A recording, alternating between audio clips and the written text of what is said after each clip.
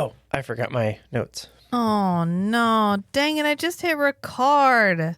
Bruh. All right, fine. 6, 7. Go do all right, really? Yeah, you walk away in shame. You go. Notes acquired. Ah, dang it. I forgot my water. Get the fuck out of here. Hi, I'm Rachel. And I'm Matt. This is We are all Kosh. a Babylon 5 podcast.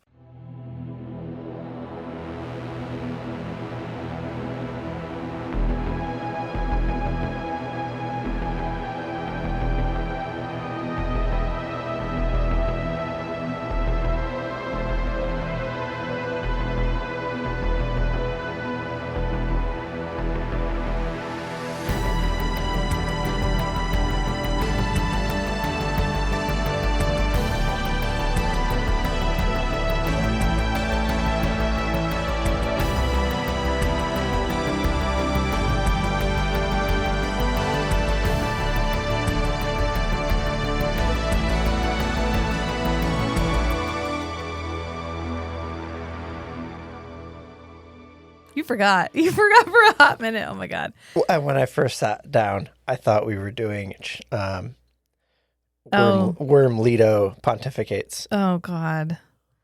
You thought the Jack the Ripper episode was bad. Wait till I talk about God Emperor of Dune. Oh my God. Anyway, I do have more I have to say about that. Just kidding.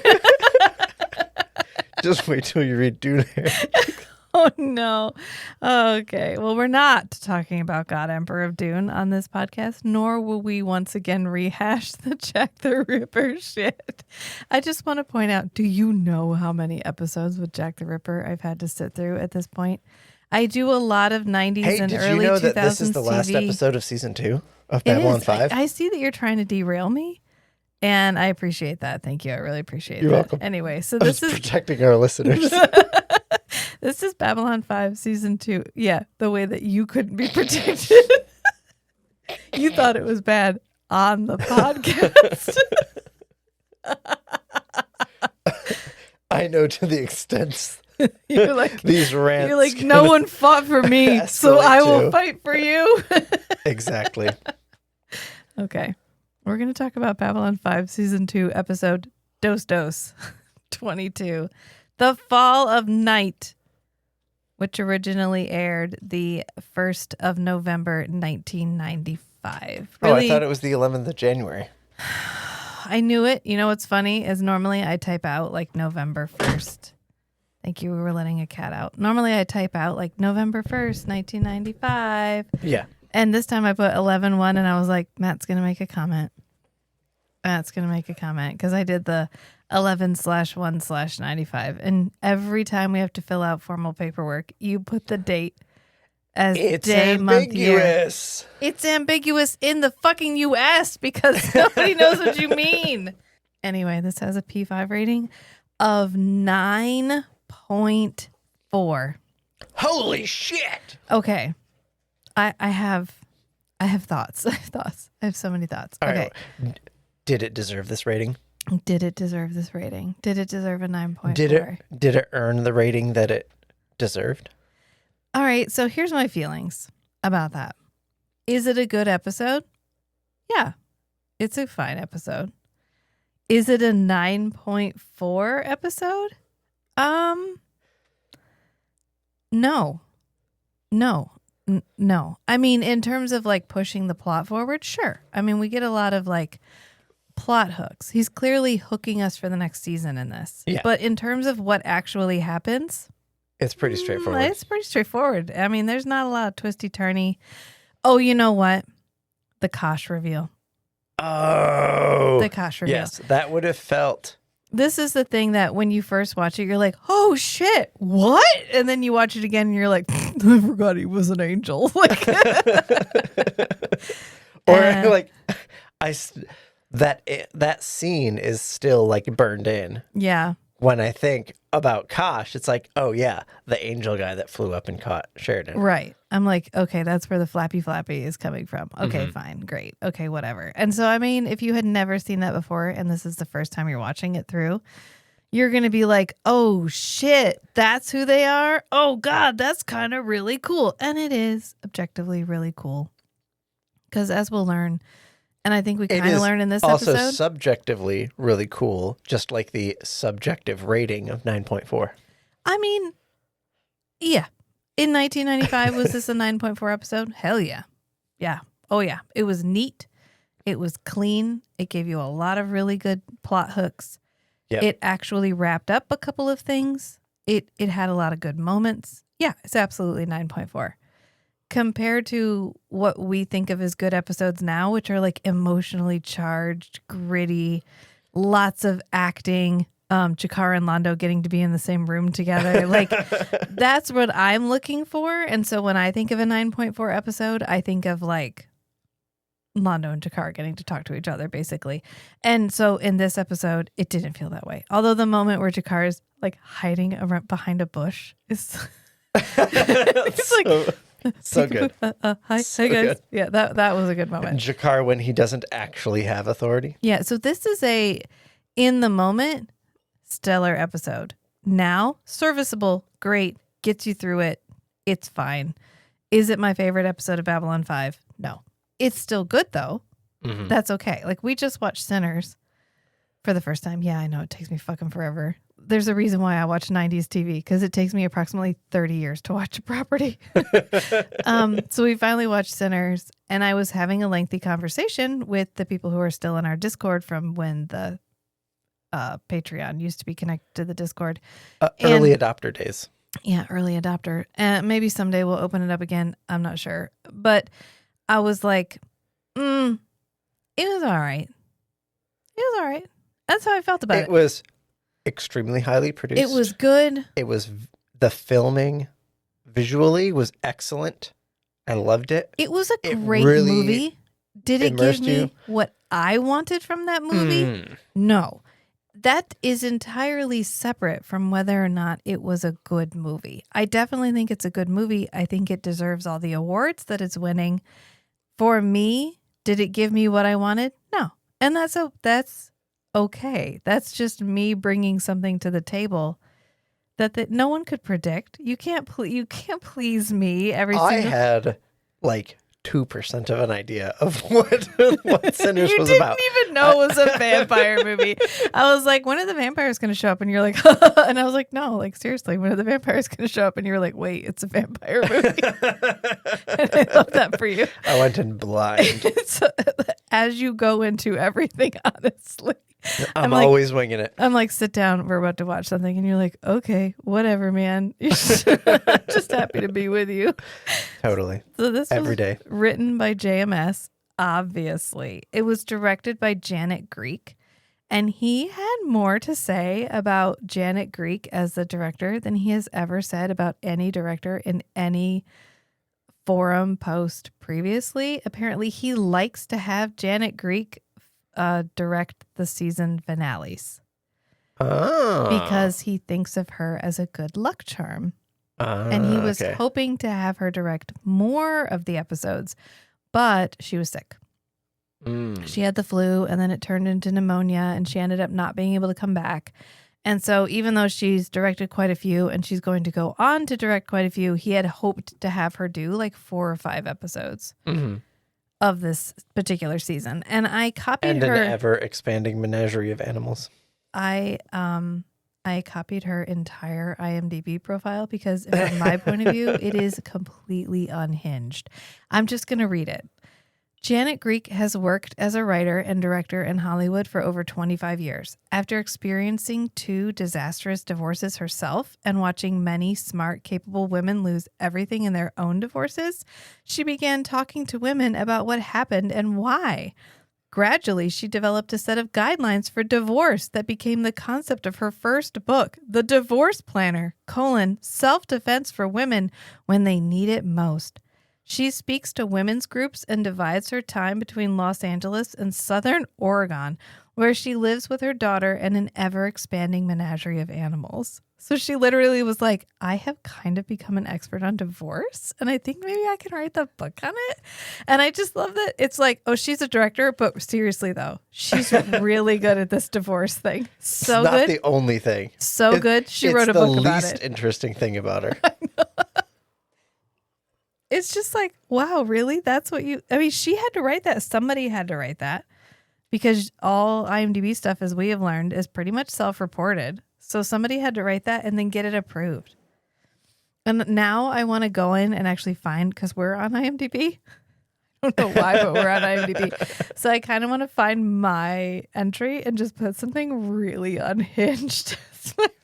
We had talked about claiming our profiles. I mean, we've claimed them because I've added stuff. When we interviewed John Kapelos. Yeah, I got the login. When we interviewed John Kapelos, I went in and added us as like self. So under his self tab, we appear as having interviewed him, which I just think is really funny. I did that because it's so ridiculous. And there's somebody who does movies who adds themselves to all of the trivia of the movies that they do. Where like it'll be like Wing Commander. The Wing Commander was covered on season 2, episode 4 of the Strange and Beautiful Book Club. I can submit that. It's fine. It has to be approved, but as long as it's true, it's trivia. Yeah. So like I could go and add that. It would be a really odd. What a guerrilla marketing technique that would be, to go in and add yourself. Anyway. I've been Subscribe to our Patreon for more of these insights.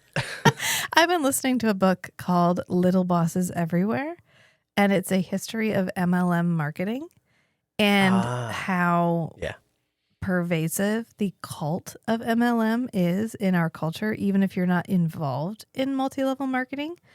And it occurred to me that podcasting is not a multi-level marketing scheme, where it's like if you work hard enough at podcasting and you pay the right people for marketing or whatever, you can make money at this. You too will make your millions. You too could be successful.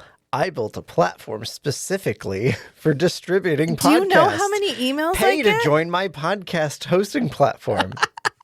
Right. And I just was like, oh, wait a minute. I think that's up. Like, I mean, we are deliberately non-monetized, which is why I don't always take complaints on the YouTube as seriously as I maybe could, because we are a free podcast that is deliberately non-monetized, that is provided and ad-free for free, ad-free for free. Deliberately. Like, have we had offers? Sure. Do I turn them down? Yes. Why? Because that's not why I'm doing this. If you really love us, we have a Ko-Fi. We have a Patreon. You can go join that. I deliberately keep them low. I have we have only dollar tiers because I'm doing this so that I can sit here and have a conversation with Matt. And Matt is doing this so he can have a conversation with me. And then we're inviting you into the room while we have this chat. And I have to focus on that, or I don't have a good time doing it. Yeah. Because I don't want this to be a product. I want this to be a thing that I make because I love making it. And also the fact that every job you've ever had, you quit when you got tired of somebody else telling you what to do. I think about that sometimes because I think when we first got our podcast stuff, I was like, ooh, maybe we'll get signed with like Wondery, or we'll get put on, like anyone was ever going to put us on their podcast network. And I was like, oh yeah, that would be great. And then I was like, no, I would have guidelines. I would have oversight. I would have people that were like, no. Rules. Not like suggestions. that. Do it again. Sorry, bro. That's not me. This is I'm trying to interact. Listen, here we go. I want to run this back. The currency of the future is authenticity. Hell yeah, brother. So I'm just trading in future currency right now. Yep. And it doesn't look like profit right now because we're not there yet. And it may never be financial profit. No. But definitely community profit. Right. Yeah. I'm never going to be anyone other than who I am. And if that means that I don't get to make money doing this, then that's okay. Because to me, this is a authentic art, an authentic act of creation between you and me. Yeah. And if that means that sometimes our episodes are me bitching about Jack the Ripper for 2.5 hours, then that's what that episode is. And if you don't love it, it's real. It's close to your heart. if you don't love it, turn it off. I hate Jack the Ripper. If you bring him up, I will talk about him that long. Again. Every time. So JMS, stay away. You know what? I had more, and I'm going to put a pin in it. I'm gonna pin that. I'm going to pin it for later. Maybe not later. I don't know. Just to see what the day brings.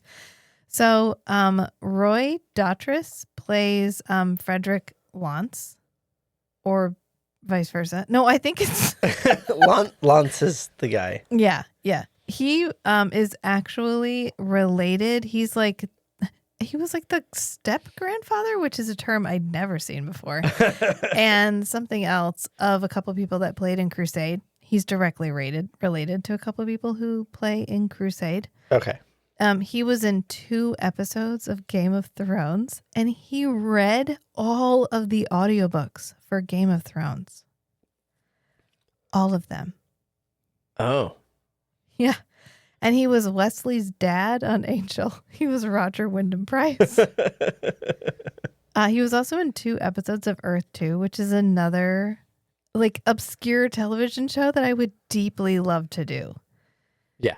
I want to do our 1-season wonders, and I want to do obscure sci-fi shows that have completely disappeared. Like Earth 2 had Clancy Brown in it. The Kurgan, the voice of Mr. Krabs, he was in it, and it's gone. It's just fucking gone. Anyway, Julie Dollard plays pilot number 1. Her claim to fame is she was Jenny in Muppets Take Manhattan. And I'm not going to lie. I don't think I've ever seen Muppets Take Manhattan. I've seen the Muppet movie. Yeah. I've seen The Great Muppet Caper because, as I have said previously, how I identify is the moment at the beginning when Gonzo's in the box and it just says whatever across the side of it. But I don't think I've ever seen Muppets Take Manhattan. Is there a Muppets movie you've watched more? Well, Muppet Christmas Carol. And that's what you're fishing for, obviously. Muppet Christmas Carol being the definitive edition of the Christmas Carol. Yeah. She was in 8 episodes of NYPD Blue. And that's pretty much it. There were a lot of characters in this episode. A lot of named characters, yeah. Yeah. And yet a lot of them were not big actors. Rick Hamilton plays Mitch. He was in nothing else. And nothing since 2001. Robin Sachs, the guy who plays Nicole, the captain of the heavy cruiser. Yeah. He's previously played Hedron, and he's the Minbari guy who's a dick to... Oh. You remembered him from that. Yeah. Who's a dick to Delenn on the ship. Yeah. And in a couple other places. And he comes back again as somebody else. I think another Narn. Well, I mean, they had his head mold. Yeah. Yeah. Of course they did. So he must have been in the stable, but he's not a background character. He's a prominent character, but he gets passed around. And in this case, he's a Narn named Nicole. John Vickery is the guy who played Mr. Wells. He previously played a Minbari named Naroon. Also, and Minbari, that's an asshole. Every Minbari is an asshole to Delenn, so it's really hard to qualify that. But yeah, except her gay mentor guy who ended up running the planet. Yeah. And then Donovan Brown is the guy who plays the Pak Mara ambassador. And his only other role is uncredited as the Hellmouth Eye Tentacle from Buffy. And I want to know, is it the same tentacle that they borrowed from Buffy to use for the Kosh mind wipe puppet episode in The Grail? Was he I don't know. I actually don't remember I didn't like Buffy as much as I liked Angel, and I didn't like Angel as much as you would think. So I only watched the first couple of seasons. Pretty much once he takes over the law firm, I was like, nah, I'm out. So, which means I missed the episode where he turns into a puppet. Anyway, it's fine. So I have not seen it, but he's in, like, he has other credits, but they're not. They're like guy on street, man who hails taxi Extras. or whatever. Okay. Yeah. The human / Membari Kosh was played by a guy named Joshua Lee Patton, whose pretty much only other credit was Grizzly Adams and the Legend of Dark Mountain, which I want to watch in the same way I wanted to watch the Legend of the Man Who Killed Hitler and also Bigfoot. That was surprisingly good, actually. Which was surprisingly good, given what it was, which was a movie about a man who killed Hitler and then later also killed Bigfoot. But the thing about that movie that got me was who they got to play the characters. Because when he's young and he kills Hitler, he's the guy from Poldark or Mitchell from The British Being Human. Yeah, his better role. Yeah. Like, that's him as the young man who killed the young main actor who kills Hitler. And then when he gets older, he's Sam Elliott, Sam right? Elliott. Yeah, he's Sam Elliott. And Sam Elliott accidentally kills Bigfoot while he's reminiscing about how he killed Hitler. What a movie, right? It was a moment. Anyway, that's all I have for actors, really. Nobody was in anything fun. Nobody was in the Memoirs of an Invisible Man. Nobody was in Walker, Texas Ranger. Where am I supposed to go with this?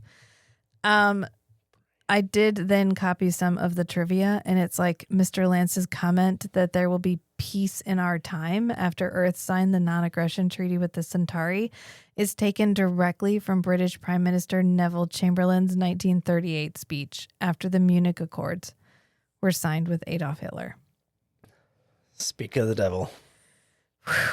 And the time on target that Sheridan says, there's a part later where he's like, time on target, it means like shoot all your shit, but shoot it in such a way that it will all arrive at the same time. So like if your missile travels slower, shoot it a little sooner than the bullets. Yeah, that's what he means. So it's an actual technical term, which it pops up in both the trivia and then it also popped up in like the forum posts where people were like, what was that? And he's like, oh, this is what it means. It's not an error. It's a thing. And he literally meant it.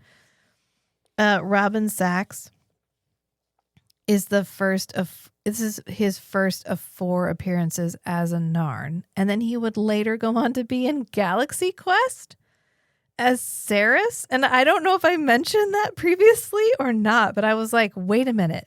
He's in Galaxy Quest? The best Star Trek movie? He's in the best Star Trek movie. There's a Trek documentary where they talk to a bunch of Star Trek actors about Galaxy Quest. Yeah. And they were like, yeah, honestly, the worst part about Galaxy Quest is I can't believe we didn't do that. Like, why didn't we do that? Right?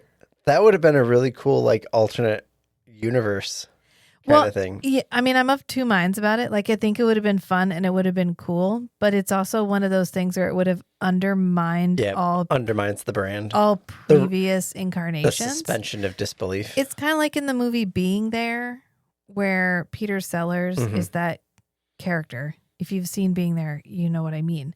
And then during the credits, they put up bloopers, and he was really mad because he felt like it undermined the mysticism of the character that he played. Oh, yeah, definitely. And like, okay, yeah, but I think that's a valid criticism. It makes it more obviously comedy and less obviously commentary.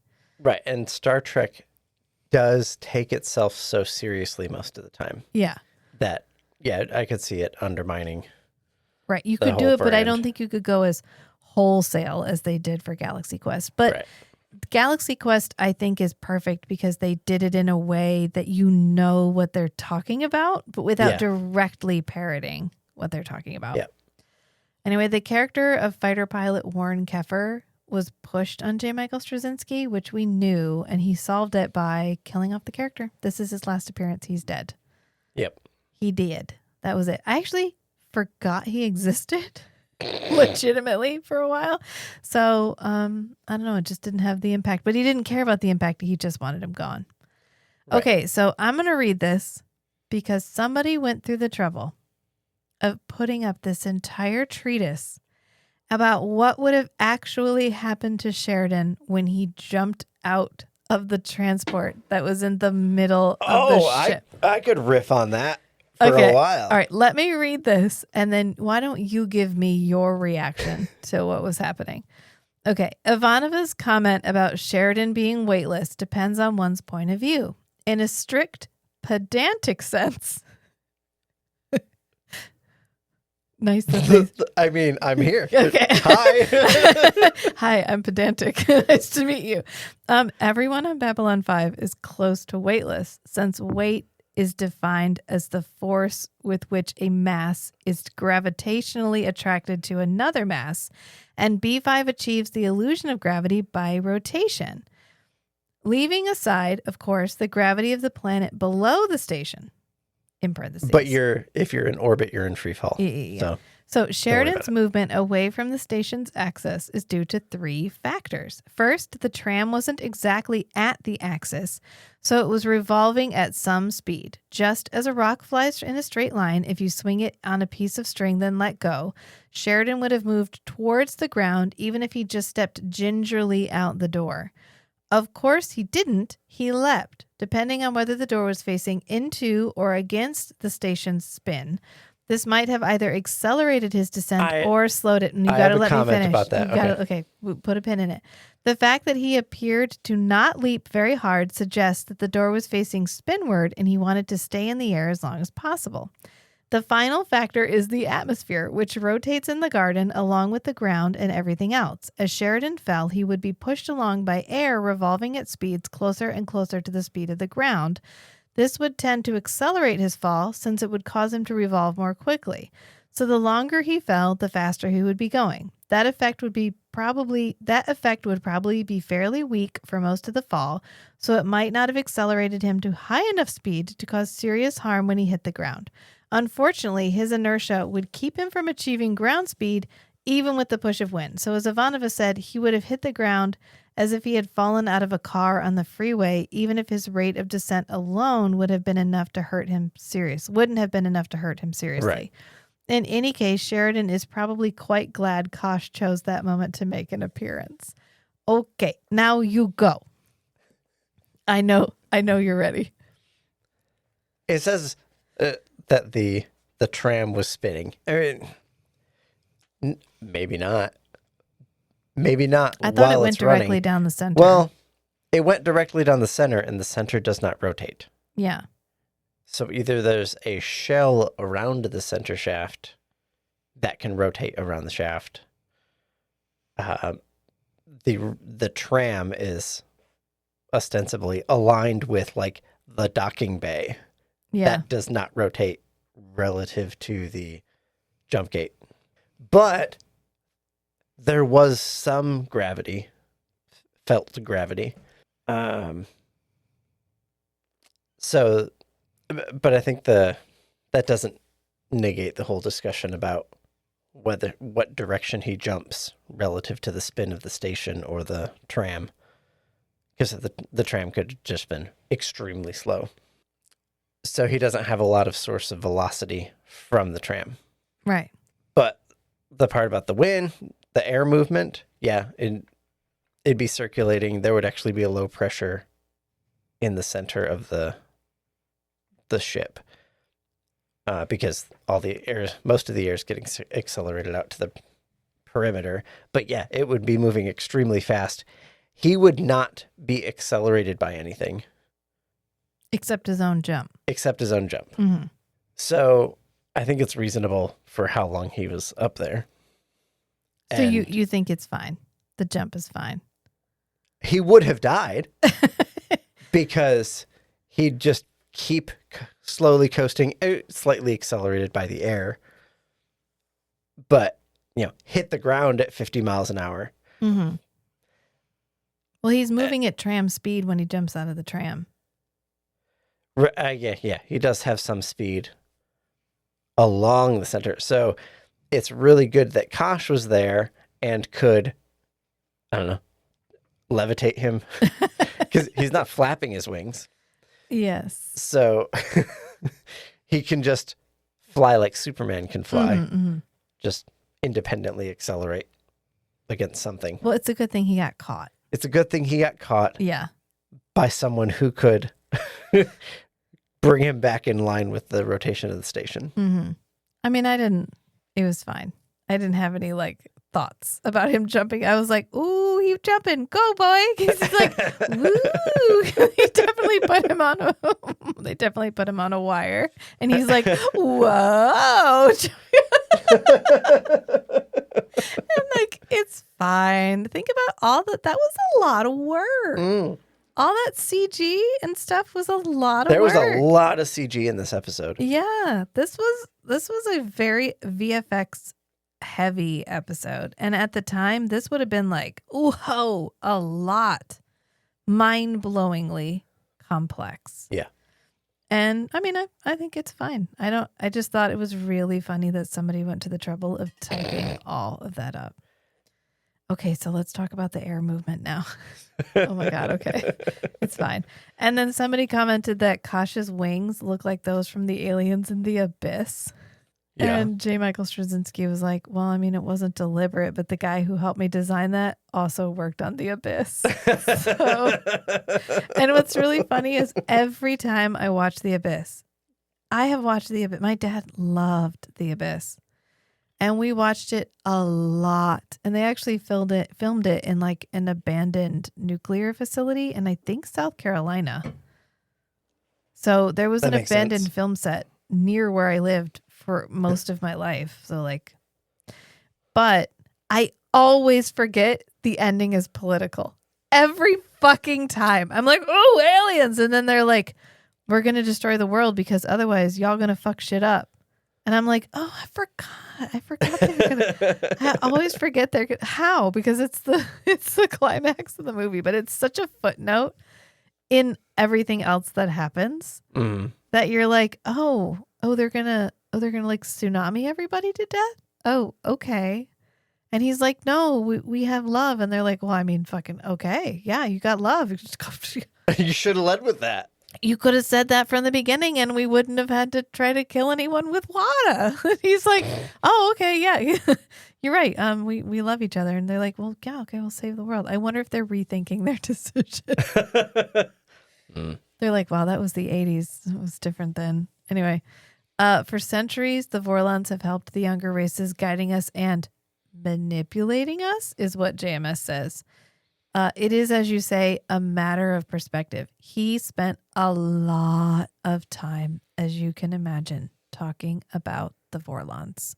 Yeah. And the religious overtones of the Vorlons, and whether he intended that as some sort of sign off on any kind of a religious perspective for the show, and where he was going with that. Like, if you're an atheist, how do you see Kosh?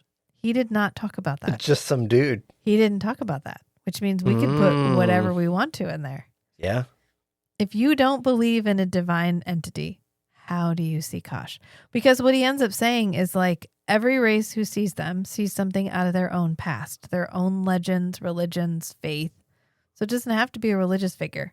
Yeah. It could be anything. It could be Icarus. Who gives a shit? Legends. A being of light, if you will. But a Drazi sees the Drazi version of that. The Minbari see the Minbari version of that. Humans see the human version of that. So everybody sees whatever legend or divine being they want to see when they look at Kosh. And it is actually stressful for the Vorlons to be perceived by more than one group of people at the same time. Oh, because of the psychic because noise. the strain of appearing differently, which implies that it is in some way voluntary and requires effort. Or reflexive. Well, he says, it is the mirror in which we see our beliefs reflected, but it is the progenitor of those beliefs or an implanted image that overlays the vision on top of the true form of the Vorlons? Question. So, did they they're copy? An unimaginable horror, and the only thing your mind can do is bring up the visual manifestation of whatever you feel meets some concept. Well, he said that the question is like, did they create the concept of angels? Are they like the missionary protectiva? Did they go and seed all of these planets with the idea of the divine so that they could come and then fulfill that?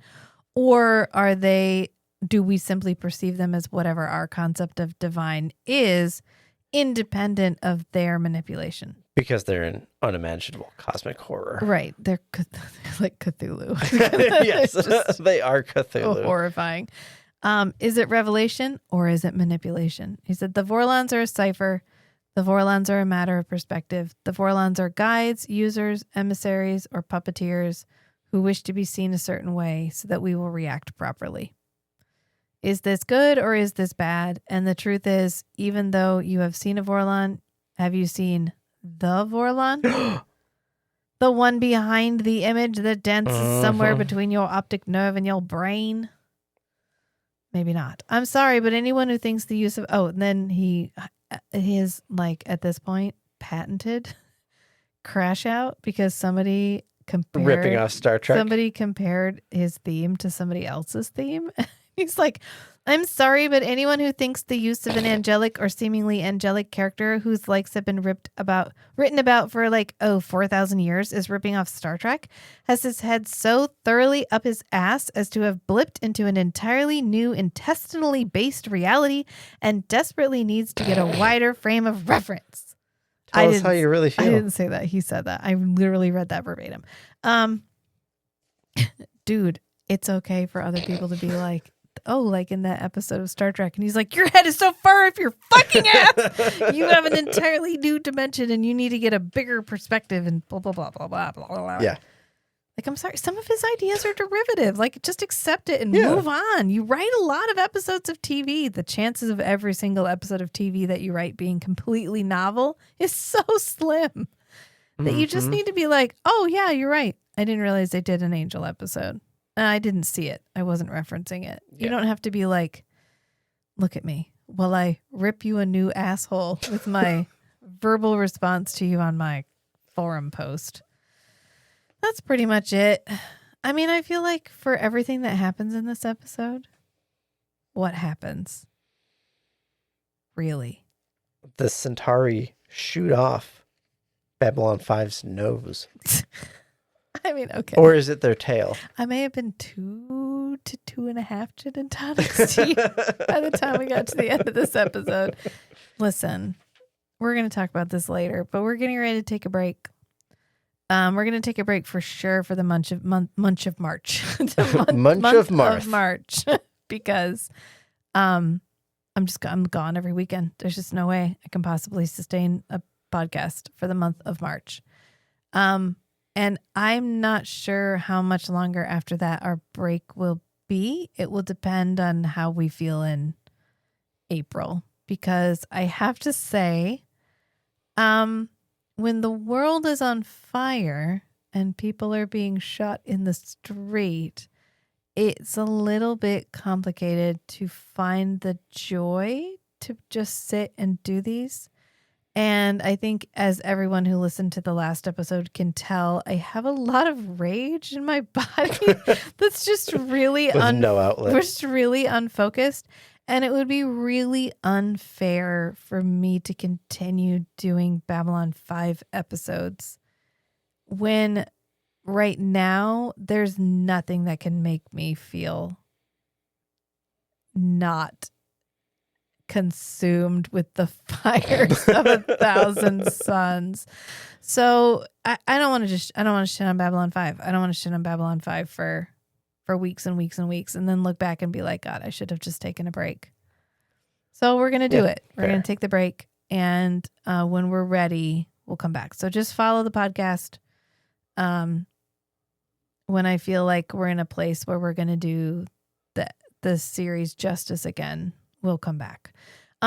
Strange and Beautiful Book Club isn't going anywhere. I know all evidence to the contrary since we still have not released our first Friday of the month episode for February. But it's there. It's there. We read the book. We're going to do it and we're going to keep doing it. Those are once a month. They're definitely doable. We still do movies with Chris on Cinematic Anarchy. So we're currently working our way through Sword and Sorcery. So if you want to hear us just talk shit about Arnold Schwarzenegger, then like boogie on over there. And of course, we still do Garrett Can Get It. I still do Garrett Can Get It. And there is another episode of Feast, Sheath, and Shatter coming up. So yeah, those will keep going. But Babylon 5 is going to go on the shelf for just a little bit while we kind of figure out life. And not life, but just, I don't know. I read an article one time from this guy who was in Venezuela when the government collapsed. And he was like, you think it's going to be like Mad Max and the lights are going to go out and you'll know. But really, you're just trying to go to the grocery store. But for some reason, there's your favorite thing still isn't in stock. Or you're just trying to go to work and for some reason, like your friend's not there anymore. Like you're just trying to live your life because what else can you do? But everything is also different forever in the background. And mentally, that's a little bit challenging. So anyway, we're going to talk about this episode now. Are you ready? Target acquired. Okay. Locking on. Is Sheridan a fighter pilot? Sinclair Not was like Sinclair. Sinclair was a fighter pilot. All right, I get this moment with Sinclair. Yeah. Because Sinclair knew his shit. He was a fighter pilot. Sheridan did mention that he needs to keep up his flight hours. So he's trained. It feels like Sheridan got a certificate. He did a 2-hour training course. Certificate of acceptance. He did Star Fury driver's ed and he got licensed, and then he was like, well, I have to fly a minimum of 2 hours per year to keep my license, so I guess it's time. So when I already have 6 on this training course. So when he said I need to keep my flight hours up, he was literally just like, I have to meet the minimum continuing education credits. Yes, to keep that's my exactly what he meant. certification. Is he a fighter pilot? He's piloting a fighter, In my head, canonically, he's giving them advice and they're all like on their own separate group chat. It's like, dude, no. Like, what the fuck is he talking There's always about? another group chat. He's like, okay, and now. if you don't know about the second group chat, you're the one that's excluded. You're the one that's not on it, exactly. So, like, because he says target acquired, locking on. He ends up firing, and then he's like, haha, Zeta leader, you're dead. And Star Fury paintball. And he's like, oh, darn it. Keffer's like, oh no, he shot me, guys. And they're all like, good job, Captain. Good job. And he's like, are you okay? They're not actually shooting each other. So I don't know. This whole scene was like, what is happening? Well, they were flying evasively. Okay. Pulling a lot of G's. So it could have been just a routine like, oh, you've been flying like acrobatically. Are you okay? Yeah. I mean, I get it. Because he's like, are you okay, Delta 7? And she's like, whoa, I started to black out for a second there. Oh, but I'm fine now. You're like, what is happening?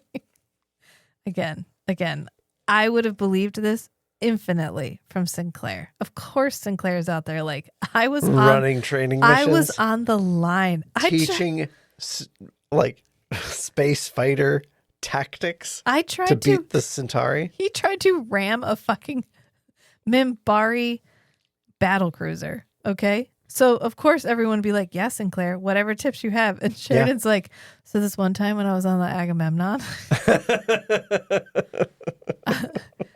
Is it just his buddy that like got him through, like prepped him for every exam, and maybe he took the exam for him. They changed out uniforms the morning up. He was like, can you be me? And he was like, yeah, of course I can be you, dude. Except he's like a big Mexican guy. They're like, Sheridan? He's like, hell yeah. And they're like, oh, whatever, man. It's fine. Anyway, then we come back to Sheridan. He's like, okay, everybody, pay attention and learn from Zeta Leader's mistakes. Poor Warren Keffer. Yes, the star fighter pilot of Babylon 5. Oh, poor Keffer's mistakes. Right. He's Warren Keffer. He, at one point, was eating dinner in Earhart's, which by the way has completely disappeared. Earhart disappeared. Earhart's, the whatever, disappeared. Warren Keffer is about to die. Like everything you thought at the beginning of season 2. All the social gatherings of season 2. He was like, oh, you want soft character moments? I'm sorry, watch another show.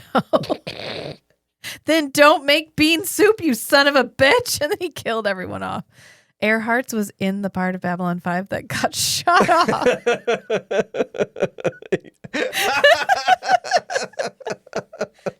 Because they were that's how hard he goes. Like at one point, Warren was literally eating with Ivanova and everybody. And now it's Sheridan being like, well, we all think he made a little bit of a boo-boo there. Oh, you think he made a little boo-boo? Now, if the enemy does something unexpected, don't try and keep your lock on. Just get out of the line of fire and then reacquire your target. And I literally wrote, was he a fighter pilot? I think he was. Some aliens can handle G-forces better than we can. And the Centauri are willing to put their fighters on autopilot. That is one thing that he is doing that is specific and will get referenced later, is he's teaching them how to fight Centauri fighters. Right. So that is a thing he could have read up on and then been like, okay, let's run through this. But why wouldn't you? I think Ivanova has more flight hours than he does. Yeah, definitely. Yeah, it's fine. He goes, and more clout with the fighter pilots. The Centauri are willing to put their fighters on autopilot and risk blacking out if it gives them the optimum firing position when they come out of it. And I was like, okay, how quick do they recover? Or like, what? Well, they don't have major arteries in their wrists. That's true. So that's true. Where is it?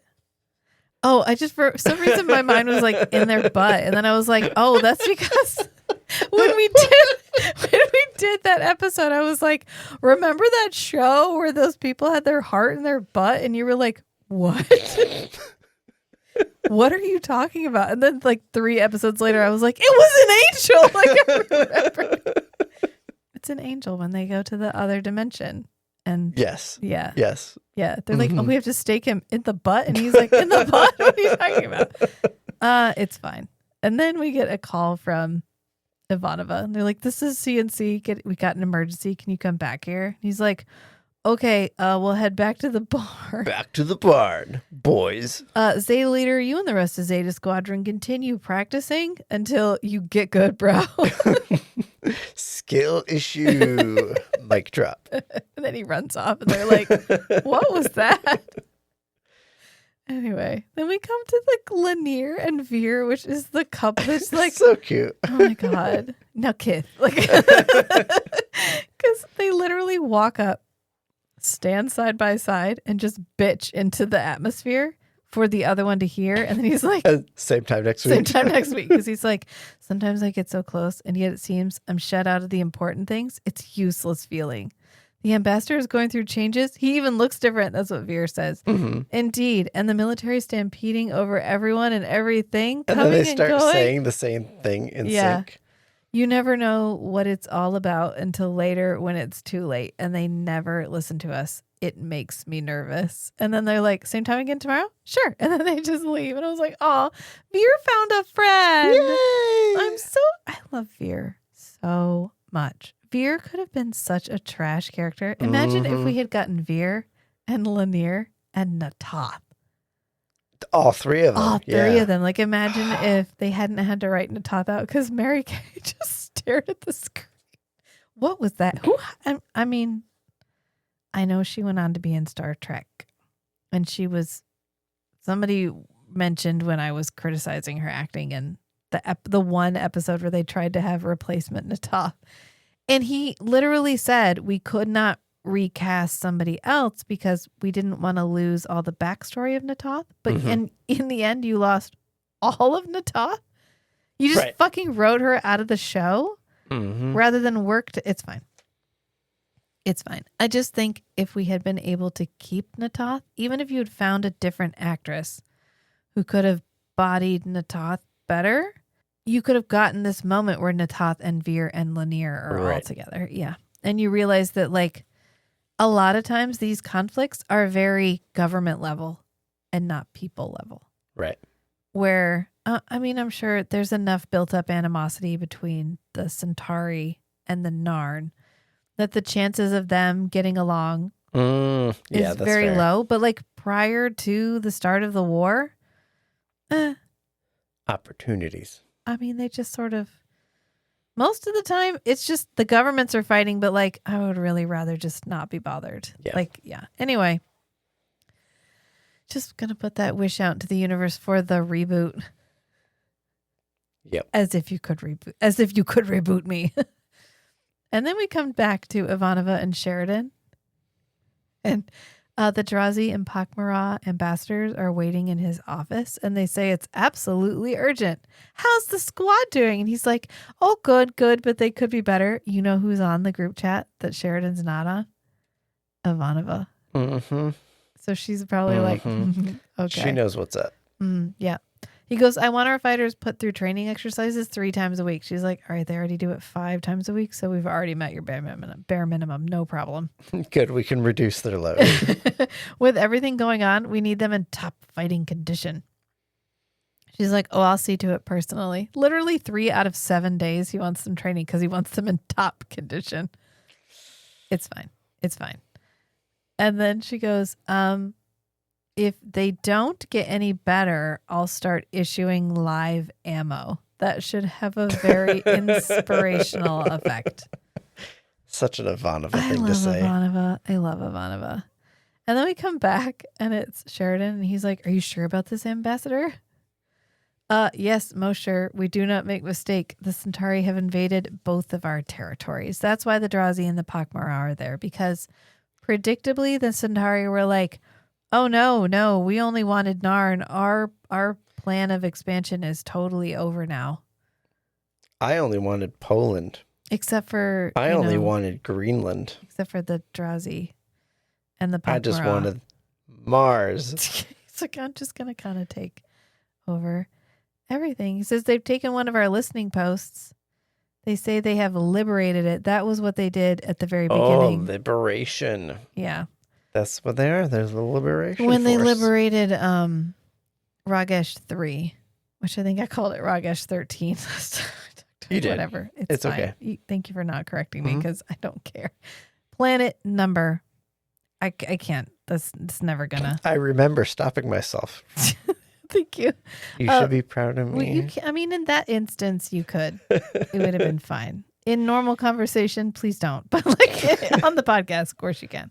But Ragesh 3, remember they said they liberated it, and they had Lando's nephew record that thing. Yeah. He was like, we were fighting each other, and they freed us. It says we are preparing to attack. We hear they are preparing to attack other races, other worlds. So basically, war is spreading. The Centauri, big shock, are drunk on their own hubris right now and are just steamrolling the universe. And then we cut to Tisk. Intro. The Babylon 5 was our last best hopeful piece, which this is the last time we're going to hear this exact intro. Yep. Aw. And then we come back and it's Ivanova and Sheridan and Lando Malari. Ambassador Malari, as you requested. He's like, Captain, I was in the middle of... They brought Malari in, and he's like... Just don't worry about it. What the hell do you think you're doing? And he's like, you can't address me in that tone of voice. I came here out of goodwill. I was told... And he's like, okay, shh. Sheridan says, like, your forces are moving against the Drazi and the Pakmara. You're destabilizing the whole area. What the fuck is wrong with you? Bombing the Narn back to the Stone Age wasn't enough for you? They're trying to stabilize them. It's like, look how upset they were. Look how messy it is. Not under Centauri control. We were just sending healthcare to help the sick people. It's fine. It's fine. He goes, putting a buffer zone around the Centauri Republic will lessen tensions and decrease the risk of conflict. He's like, okay, a buffer zone? You mean an invasion? Where's the buffer? No, because buffer when you zone. move the line, then where's the buffer? Now the line is just moved. And then you have to, it's fine. Everything is falling apart, and the Centauri are at the center of it all. Can't your people see that? Can't you see that. That's the most important line Somebody's of got this. their head too far up their ass. They have a whole intestinal-based reality now. That is the most important line of this whole section is when Sheridan looks at Londo and he's like, can't you see that? Not your people, not the Centauri, not Lord Rifa, not anything. You, Londo Malari, can't you see how far up your ass your foot is right now? Have you looked at what you have done at all? Rifa's hand is so far up your ass. You're a puppet. You're a fucking puppet, Londo. And he's like, I don't have to listen to this, which means no, I haven't looked. I don't want to know. I don't want to know. Your authority ends at Babylon 5, Captain. Don't start getting any delusions of grandeur. Big words. Yeah. Big words, Londo. Considering he is the I think if you looked up delusions of grandeur in the dictionary, Londo's like, Yep. these Right pictures, right? Yeah. He goes, you will not survive them. Is that a threat? Did you just threaten the captain of Babylon 5? You know who he never would have dared to threaten? Stephen Colbert. Sinclair. What? Sinclair. Because Sinclair would have he would have done Smash. You would have heard the as he popped back his shoulder, and then Londo would have been a blood stain against a wall. But Sheridan is a different animal, which is why I thought it was funny when they put him in the fighter. He's not running the fighter. He's squadron. not that guy, right? He's the guy that they do the thing and then they cut to the CNC, and he's been watching the fight. And he's like getting ready to comment. Okay, let me talk to you about it instead of being the guy in the middle. Mm-hmm. Then we go back to Garibaldi and Sheridan. And this is really It's kind of sad. This is a sad moment because Garibaldi's they're both grieving. Yeah, because they friend. thought they knew Londo. Mm-hmm. And Londo got, the friend that starts hanging out with the popular crowd. And then all of a sudden, they're mean. And they're not cool anymore. And you know that all of the camaraderie that you had previously is all gone now because they fucked it up. Because they wanted a gold star from somebody that wasn't worth getting a gold star from. And so that's basically what they're saying is they're like, he's not the Londo I used to know anymore. It used to be you could talk to the guy, you could reason with them. He was a pain in the butt, but he was our pain in the butt. Mm-hmm. And now, and Sheridan's like, you're still the closest thing he has to a friend here. Is there no other way to get through to him? And he's like, no, not as long as he's afraid. That is a very astute moment. This is where it gets its 9.4. Mm-hmm. There's a couple really good moments where this is Garibaldi recognizing that Londo isn't acting from a place of confidence. Oh, yeah, from knowing how people react in dangerous situations. He knows he's acting from a place of abject terror, that he's backed himself into a corner. And he's like a wounded animal. And that's why he's fighting so hard. And not because he feels in control of the situation, but because he feels like he's completely lost control of the situation. And this is when Sheridan's like, what do you mean, as long as he's afraid? And he's like, look into his eyes sometime. He can see how fast things are moving. And for Londo, it's like being stuck on a wild horse.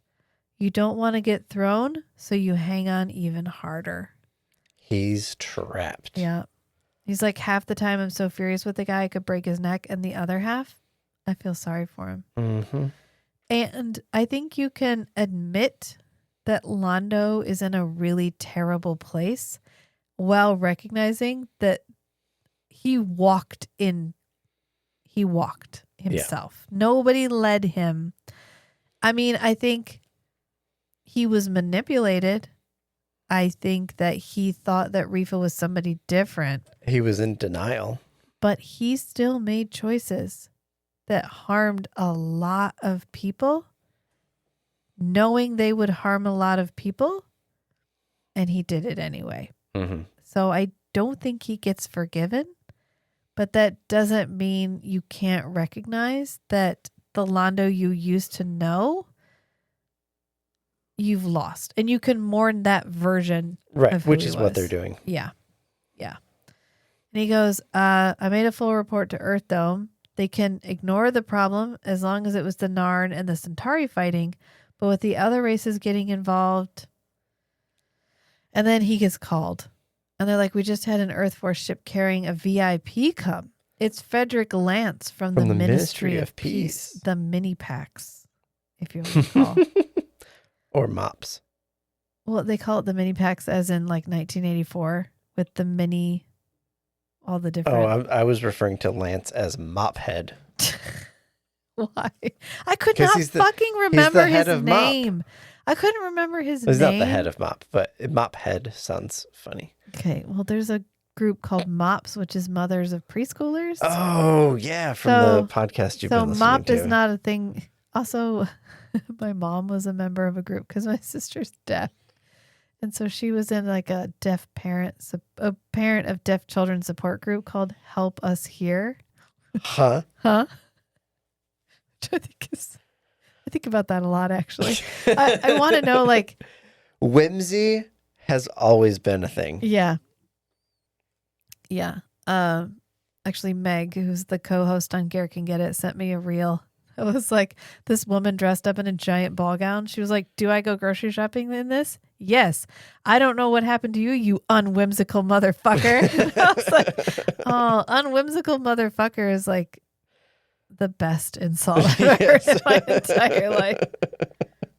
But it's the mini packs. Remember, that's supposed to be a 1984 reference anyway. And he's like, okay, I'm coming. And he goes, well, what do you know? Maybe somebody actually read my report for a change. And Garibaldi's like, yeah, don't hold your breath. Bruh. Garibaldi's just like, not likely. Don't hold your breath. And then we go back to Keffer.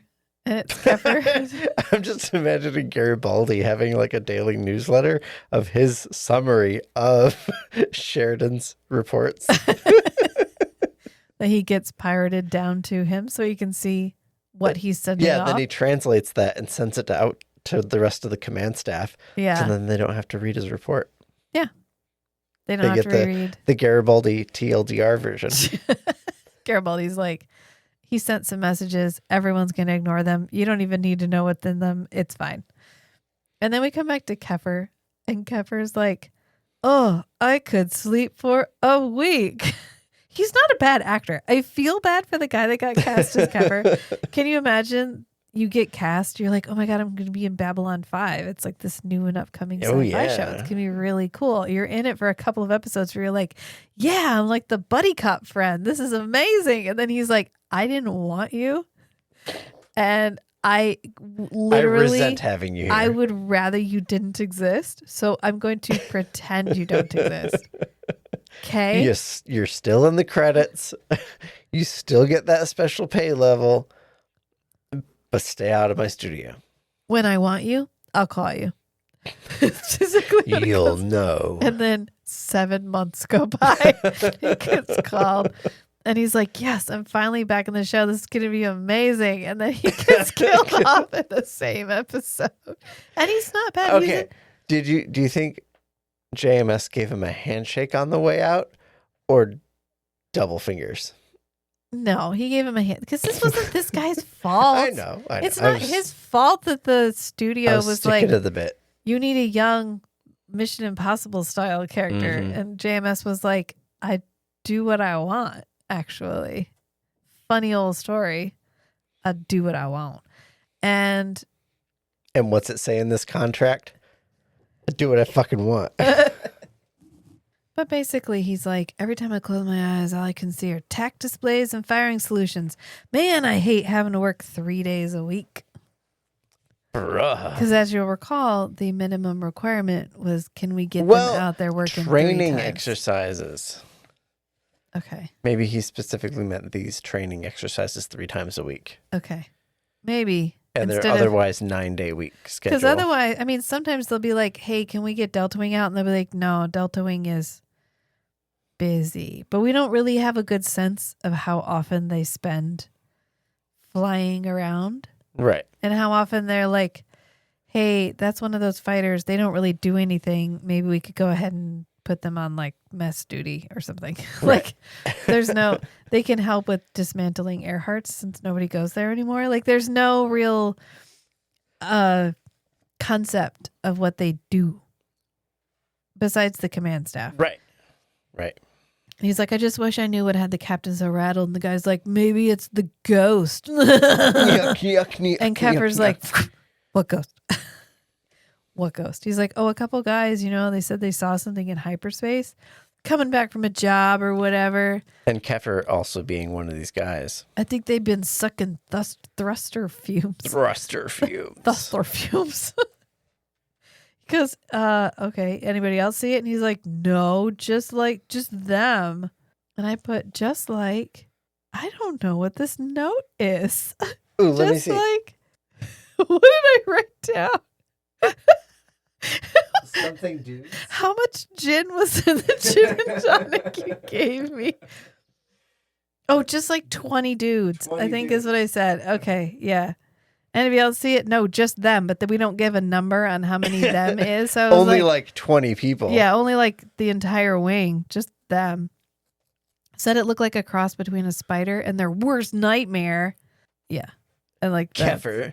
Story B. Keffer's like, Engage. oh, okay, like a spider. You say, and then we go to Sheridan, Lance and Sheridan. etc. in the disembarking area.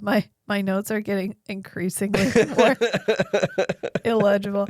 He's like, Mr. Lance, welcome. It's good to see you. And actually, Wells comes back. All the stuff was like, this is the first appearance of Mr. Wells. And I was like, oh, is he a recurring character? He comes back like once. He's like in an episode of a Crusade. I was like, oh wow. okay. So it's not even Babylon 5. No.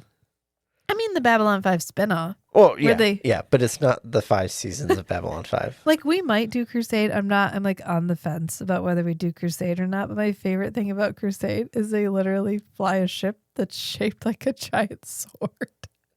Just like in Lex. And but it reminds me of like in Power Rangers where everyone would be, I'm the leg, I'm the head, I'm the chest, and then someone has to be the sword. So is there a giant Zord somewhere that can wield the Crusade ship? These are the questions I ask myself. But Mr. Wells is the in charge of the Night Watch program, which, as you'll recall, is the one where they're like, just inform on your neighbors. If you see something, say something. If you see something, say something. Wear this super secret armband, and we'll pay you to tell us about what's going on, in your life and the lives of everyone around you. And Zach was like, hell yeah, 50 credits a week. Sure, I'll take 50 more bucks a week. For what I'm already doing. Which is about to graphically backfire on him. And then basically I did not know at any point what was happening with Wells and Lance. I'll be honest. I was like, I wanted to engage in that part of the plot, but I just gave so little of a shit. I kept forgetting who Lance was. And then he would appear I thought again. Lance rocked that character. No, he's fine. There's nothing, again, it's like Sinners. They did a great job. I loved everything about that movie except what it didn't give me. And what it didn't give me was exactly what I wanted. And that's fine. It doesn't make it a bad movie. I didn't enjoy it as much as I could have. Mm-hmm. They do a good job. Wells is sufficiently terrifying. When we have that meeting where he's meeting with the people on Babylon 5 who are in the Night Watch, and Zach is like, whoa, I didn't know we were going to have to do all this. Like, I didn't know that was what you were really asking. And he's like, well, I was. And are you saying that you're not willing to do that anymore? And he realizes he's trapped himself. Like, that's a sufficiently terrifying scene because it's like, I wandered into this situation and now my choices are personal safety or personal ethics. Yeah. And what am I going to choose? And if I choose to leave the Night Watch, I've burned that bridge completely. I can now no longer function in a way that will allow me to work with the Night Watch. Right. Yeah, because he's going to be the enemy of the Night Watch. Right. So that's a good scene. That one was Mhm. great. But otherwise, I know they're there to negotiate a treaty with the Centauri. And we get the piece in our timeline from them. And it's Sheridan basically being like, you can't sign a treaty with the Centauri. They're lying. They're lying like a liar. They don't Yep. give a shit. They literally used a prohibited weapon to attack the Narn. And when we were Under full observation. And when we were like, I thought there was a treaty that I thought those were banned, they were like, words on, it's just paper. It's just ink on paper. So what makes you think your treaty is special is basically the whole point of this scene. But at first, he thinks they're there to help. And he's like, I was really worried that you guys weren't going to come and take a stand. I was really worried you were going to do anything. And he's like, oh, yeah, no. It never hurts to get a firsthand look on what's really going out here just to be sure we're doing the right thing, which is bullshit because they were always intending to just placate the Centauri. Oh, yeah. Because the Centauri have... Yeah, that's virtue signaling. Yeah. I mean, the Centauri can destroy an entire planet because they're willing to do whatever. They're terrifying right now. But they're also...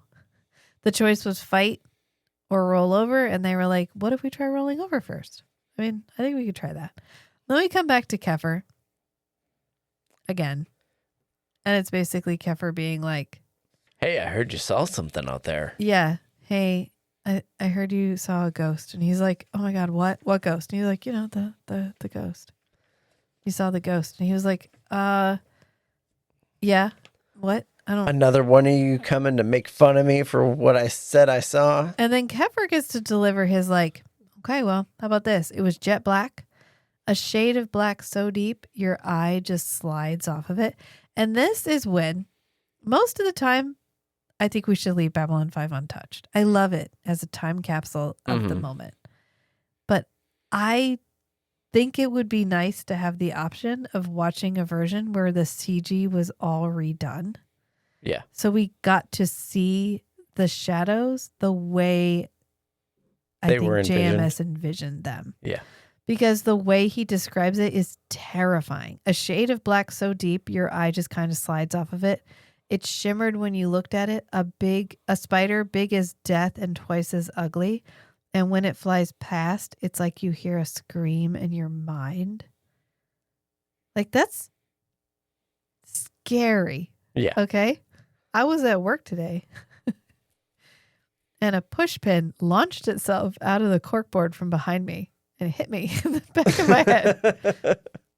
Nothing fell off the corkboard. It was just a pin that was in the corkboard that launched itself at me. And that was terrifying. This would be so much worse. And yet it's really hard to envision it because we're working with 90s CG. Yep. By the way, I took that push pin, took it into my coworker's room and put it in her corkboard. And I was like, this threw itself at me. So if it's haunted, I'm giving it to you. And I gave it to her. She was like, oh, thank you. Okay. Anyway, he's like, it killed Commander Gallus. Remember Gallus? I heard about Gallus, not about this. And he's like, I filed a report, but when it happened, my systems were blown out, so I couldn't record anything. And there was nobody out there to back me up. And they're like, oh, wow, I thought he got hit by a hyperspace shockwave. Is that a thing? Can you just be in hyperspace and all of a sudden hyperspace is like, and now you die? It's definitely a higher density than our regular space. Yeah, so I guess you could have a shockwave. But like, can you detect those coming? No, because it's literally traveling faster than the speed of sound through that material. So you could just be traveling in hyperspace and it could just kill you. Yeah. I mean, once you hear about gamma ray bursts, you realize that that could just happen at any moment, anywhere on Earth, and then the entire planet's destroyed. And it could come from any direction. Hi, my name is Matthew, and I am a ray of sunshine. I'm just bringing the joy over here. Well, we could all die, like literally at any moment. Wow. Okay. Thank you. I really appreciate that. Thank you. You're welcome. Yeah. Anyway, he's like, I swore I'd prove something was there. Like nothing we've ever seen before. I tried looking for it on my own, but the captain told me to lay off. Remember, he was like leaving. Bro, quit it. He was like leaving for 48 hours at a time. And they were like, where are you going though, bro? And he was like, I'm just taking it out for a drive. I'm just trying to find, I'm trying to find a thing. And they're like, yeah, can we not do that anymore? And he's like, the man's always trying to keep me down. Me down. Got his boot on my neck. Well, he did it because it was right after he realized the shadows were real. Mm-hmm. And he was like, you can't find them. They'll know we know, and then we'll all die. Yep. Which means Kefir dies never knowing what it was that he found. Is that a blessing or a curse? I don't know. I don't know. He goes, I got to find it. I got to prove what happened. Then he gives him crazy eyes. He's like, look out. The crazy eyes. Look, pal, if you're really seeing this thing, you'd have to be out of your mind to look for it. And he's like, maybe. Yeah, it's fine. It's fine. It's just such a weird cowboy interlude where he's like, yes, I'm gonna go rope me a shadow. I'm gonna fighter pilots as cowboys. Yeah. I think if you made a Wild West version of Babylon 5, that could work. Would it be a ranch then? It'd be a ranch. Babylon 5, the ranch. Yeah. At a road and river crossing. Uh-huh. Mm-hmm. Neutral territory. Would they have a league of non-aligned ranch hands? A league of non-aligned cattle herders? Claims, yeah. Just claims. It'd be paint your wagon. It'd be paint your wagon. Paint your wagon. Yeah, paint your wagon. It's Babylon 5. Cowboy Babylon 5. God damn, I wish we had gotten that because we would have gotten 2 husbands, 1 wife. Because Paint Your Wagon falls firmly in the category of movies you could never make again. Maybe now. I don't know. Maybe the part where she gets auctioned off and they buy her. And then the drunk guy buys her. Then they end up both being married to her because they have equal, because they're partners and they stake her as a mining claim. Anyway, it just gets worse the more I keep talking about it. The music's good though. Anyway. We come back and it's Ivanova and flowers. And I only wrote U.S. representative because I could not remember the name. I called him Pen Push because he's a pencil pusher. Okay. I mean, kind of. These are the council chambers for interviews with the Drazi and Patwara ambassadors. You'll have complete privacy. And he's like, good. Pen. That's all it says for a while. And he's like, thank you. Looks like an antique. My wife gave it to me last Christmas. Do you realize it's almost Christmas back home? She's like, wow, it's really easy to forget. We don't have seasons here. Imagine if they did. Imagine if you had simulated weather. Okay, so you would have cold. That'd be bold to put like a human light cycle, like annual light cycle on the station for the beneficial effect for the humans. Right, and weather. Like sometimes it's cold. But how much would that fuck with the non-humans on the station? A lot. Who are already struggling to adapt to just a constant. Well, then they need to go hang out in the alien sector where the doors are all glass and we can stare at them as we walk by. Okay? They just need to know their place is what I'm saying. Well, imagine if you had like rainstorms, like you're walking down the hallway and all of a sudden it's like thunder strike and then rain. I wouldn't be surprised. You have to plow your hallway. If there were sections of like the growing area of the station that had simulated weather. Oh, the center. I think probably the center does. Yeah. Remember when we found out they have a whole baseball diamond and we never came back to that? Just don't worry about it. This season is a wild ride, okay? Because we had to go from season 1. Where they had to play it very straight. Where they had to play it very Monster of the Week, very like, I mean, it's a good season, honestly, but it plays like a 90s show. And then this is your like toe dip into where we're going to go. And then season 3 is like, okay, you guys got it because it's time to fucking go. Like that's season 3. Yeah. But season 2 was a little bit all over the place. I feel like the last 3-ish episodes were kind of an encapsulation of how all over the place it was, where it was like really crucial episode, Jack the Ripper. Really crucial episode. Yeah.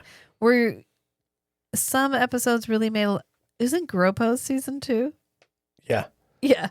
I mean, we've gone from Gropos and the Grail. No, the Grail is season 1. Mhm. Grail season 1. Like we've just. It's a transitional season and it feels like it.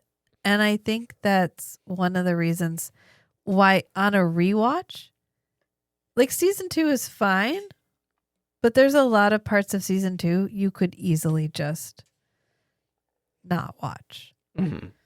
And I think I would have said that about season 1 up until we rewatched it. And I think I'm leaving with a much deeper appreciation for Michael Sinclair. O'Hare. Yeah. For Sinclair. After having spent an entire season with Sheridan and knowing he was my favorite captain, I'm like, I don't know. I feel like there's a couple moments where I can see this was written for the Sinclair character. Yeah. And you wrote Sheridan in a way that he can handle it, but Sinclair would have handled it better. Like, right. It doesn't fit as well. The Sinclair, the way of handling it would have felt a lot more impactful Mm-hmm. and a lot less politic. And Sheridan's so much more politic than Sinclair is. Yeah. Anyway, I don't know how we got from what if they actually had weather?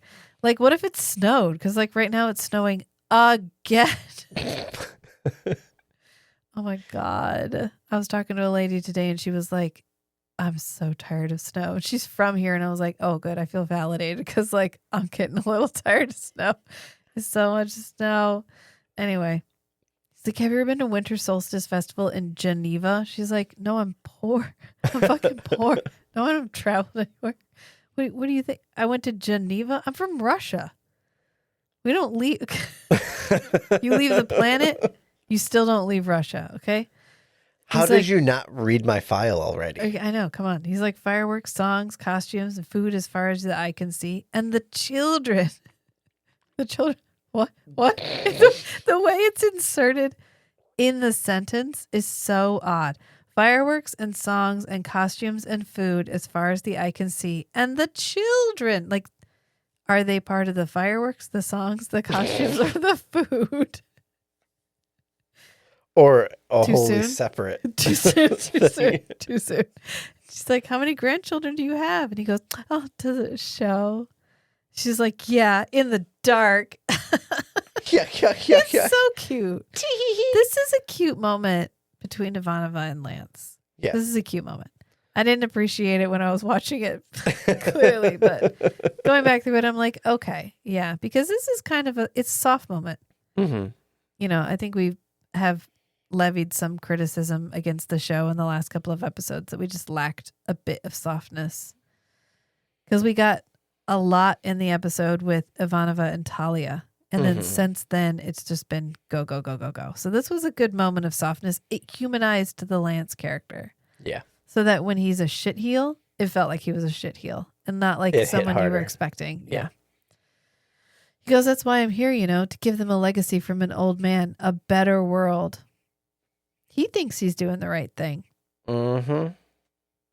We as a viewer know he's not. Or I can also see it as he's at the end of his career. Things are getting stirred up.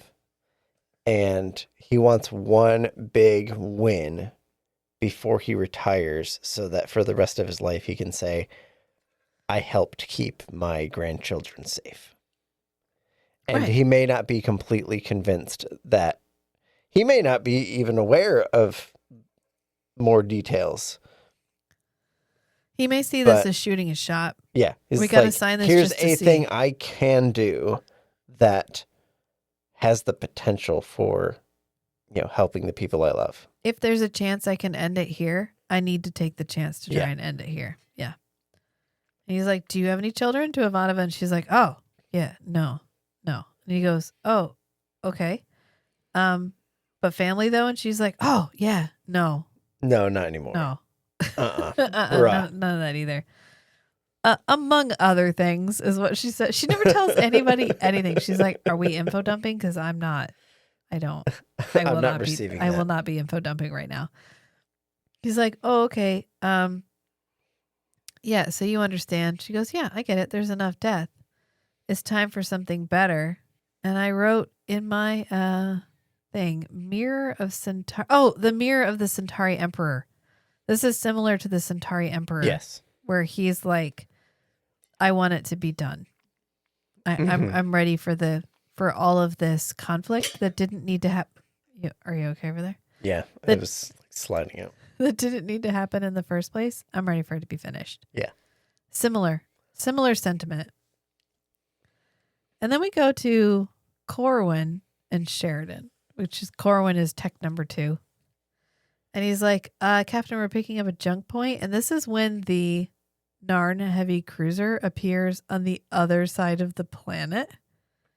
Yeah. And they call Where them. only we can see. Right. And this would be a great moment for the planet that is also a computer, that is also To maybe step in and to help. maybe be like, hey, dog, I'll hide him. No problem. I will directly relay his communication to you so people can't intercept it. It'll be fine. But it's okay. Mm. He goes, wow, I didn't know any Narn heavy cruisers had survived the war. And the guy's like, yeah, we were on deep patrol evaluating potential targets when the Centauri struck the homeworld.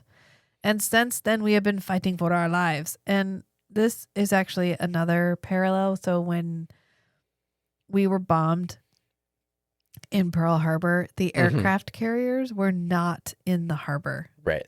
They had gone out on maneuvers. So they didn't get destroyed because they just weren't there. And so what they left us with were just aircraft carriers. And we were like, okay, I guess we like planes now. And so they changed our strategy by destroying basically antiquated naval equipment. Yeah. And so it's a similar situation where they were just gone. They weren't there to be destroyed. He's like, we've been alone without reinforcements. We will be hunted down and destroyed. But with the support of others, we may one day help liberate the homeworld. To achieve that end, we must remain free. And Babylon 5 is our last best hope. For freedom and repairs. We have expended the last of our energy in getting here. We request sanctuary. Sanctuary, please give us sanctuary. I've been playing the Hunchback of Notre Dame in the car for the kids. And as my feelings about Disney aside, I think we can all agree that the music in the Hunchback of Notre Dame went way fucking harder than it ever needed to go. Yep. Oh my God. First of all, what Disney guy was like, okay, so we've done all the fairy tales. Okay, so listen, I got one. Hunchback of Notre Dame. And they were like, what? And he was like, we'll make the gargoyles like cutesy and they can dance. And they're like, oh, I mean, why didn't you lead with that? 2 words, Demi Moore. And they were like, oh, okay, yeah, sure. No, let's do this. Yeah, it's okay. And then they were like, what if we made it like the hardest fucking music in all of Disney ever? And they were like, I mean, how you can't go halfway. No. If you were going to commit to the bit, you had to commit to the fucking bit. And You're they making a cartoon about a hunchback who's kept like as a slave in a church. There's the opening song.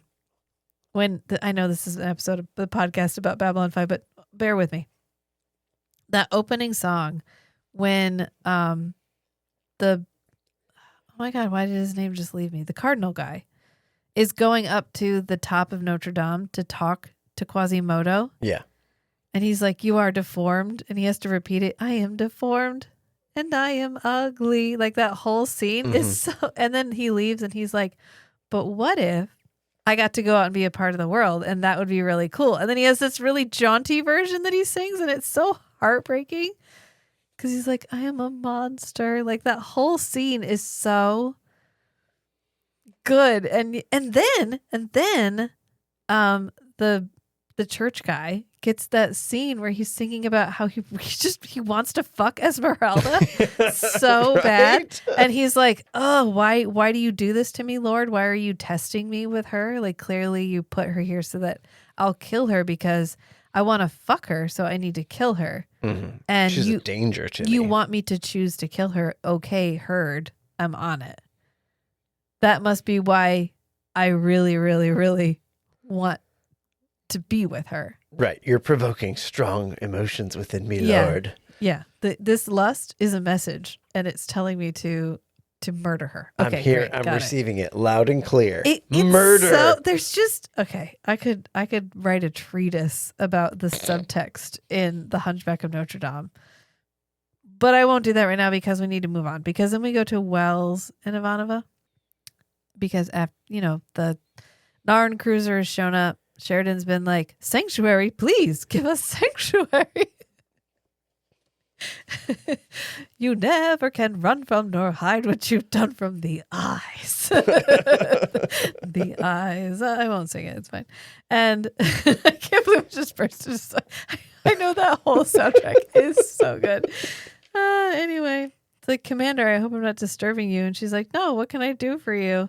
I thought we could talk for a moment, informally, as if the guy whose literal job is the night watch ever does anything informally. Right. I just want to chat. Just want to chat for a minute. It's going to be totally fine. This is informal as I get, is what she says. She's still in her whole uniform. She's just standing there like she could leave for work at a moment's notice. Oh, Please yeah, have a absolutely. seat. She's like, I did get informal a couple of times, and every time I do, somebody dies. It's the weirdest thing. So I guess I can get comfortable. So I have sort of chosen to not do that anymore, but do you deserve death? Because I could take my hair down. We can make this work. It'd be nice to relax for once. I mean, think of it from Ivanova's perspective. Her old boyfriend shows up. They go out to dinner. They have a great time. She's getting ready to wink, wink, nudge, nudge, let him in her room. Mm-hmm. And then he's like, oh, by the way, I don't know if I led with this. I'm a raging racist. And she's like, oh, no, you have to go. Like, I'm going to get you arrested, Bye. actually. And then she opens her door to a lady that she's really interested in. She's like, hey, you want to have sleepover time with benefits? However you think that went down. Mm-hmm. And then the very next day, someone shows up and sends a passcode to her head that destroys her personality and turns her into a raging racist. After a while, it's got to feel like, hang on, can I hold an alien in front of you and just see how you react? Do you want to kill this personality test? Holds up a picture of Delenn. How does this make you feel? Can you write down your answer in 5 or fewer sentences, please? I just need to know ahead of time. Are you an actual terrible person? Anyway. She's like, would you like some tea? I made it in my samovar. Remember, that was the only thing she got from her dad. Aww. Aww. He's like, no, thank you. Tell me, Commander, are you happy here? She's like, I'm happy nowhere. I don't know. This is as good as it This gets. is as good as it gets, honestly. She's like, I mean, I guess we've been kind of busy lately. I haven't really given it all that much thought. He's like, I really wish you would. I like to know as much as I can about the people I work with, and your record is exemplary. You've moved up through the ranks without a patron or connections. Just through hard work. Mm. And I put, this guy is Renta Kyle MacLachlan. Because that's what he looks like. I was like, I mentioned that. I was like, who does, oh, I was like, oh. I initially thought it could have been Kyle MacLachlan, No. which I think would have been this guy's not even better. He's the strength at the base of the lever. He's the fulcrum. He's fulcrum, not Usul. I was like, oh, is this Renta Kyle MacLachlan? After seeing Kyle MacLachlan in Portlandia, Yeah. he could have knocked this out. I mean, he could anything Kyle wanted to do was fine. I just his breakout role was Paul Muad'Dib.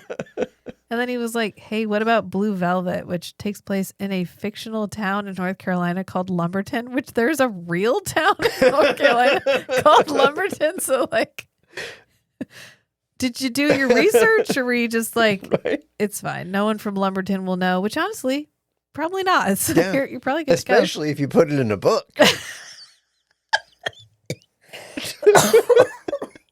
Oops. Was I not supposed to say to that? go. You kept me, sir. We get to say that because we went to school there. Okay. I worked there. You worked there.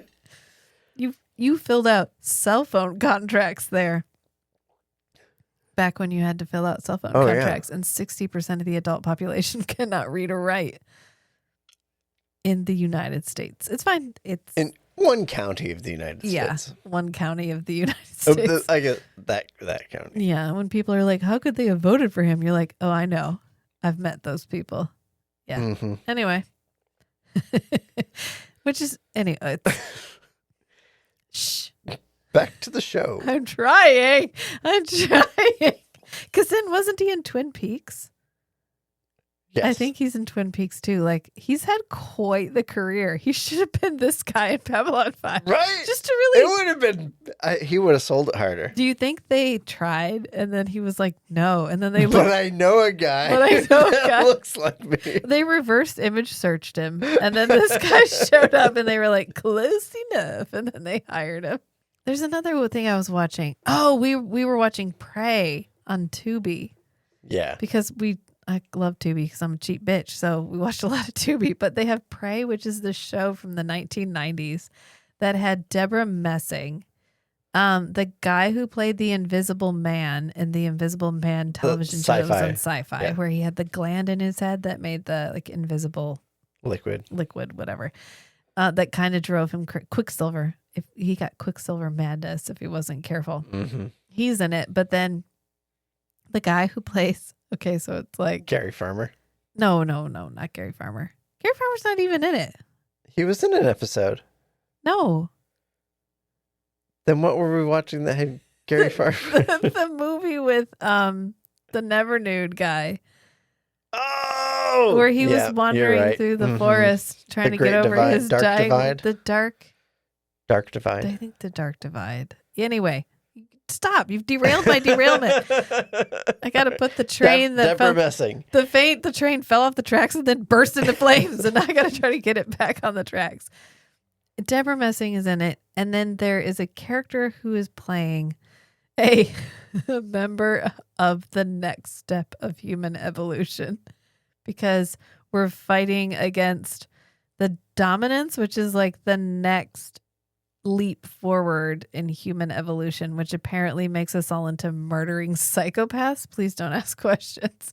But the guy who plays the one character we get to interact with looks like Renta Ewan McGregor.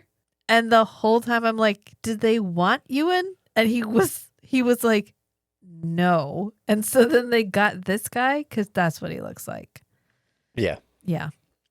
Anyway, he's also in The Stand TV show, the miniseries with Rob Lowe. Yeah. Yeah. Anyway, and Gary Sinise, he's in that.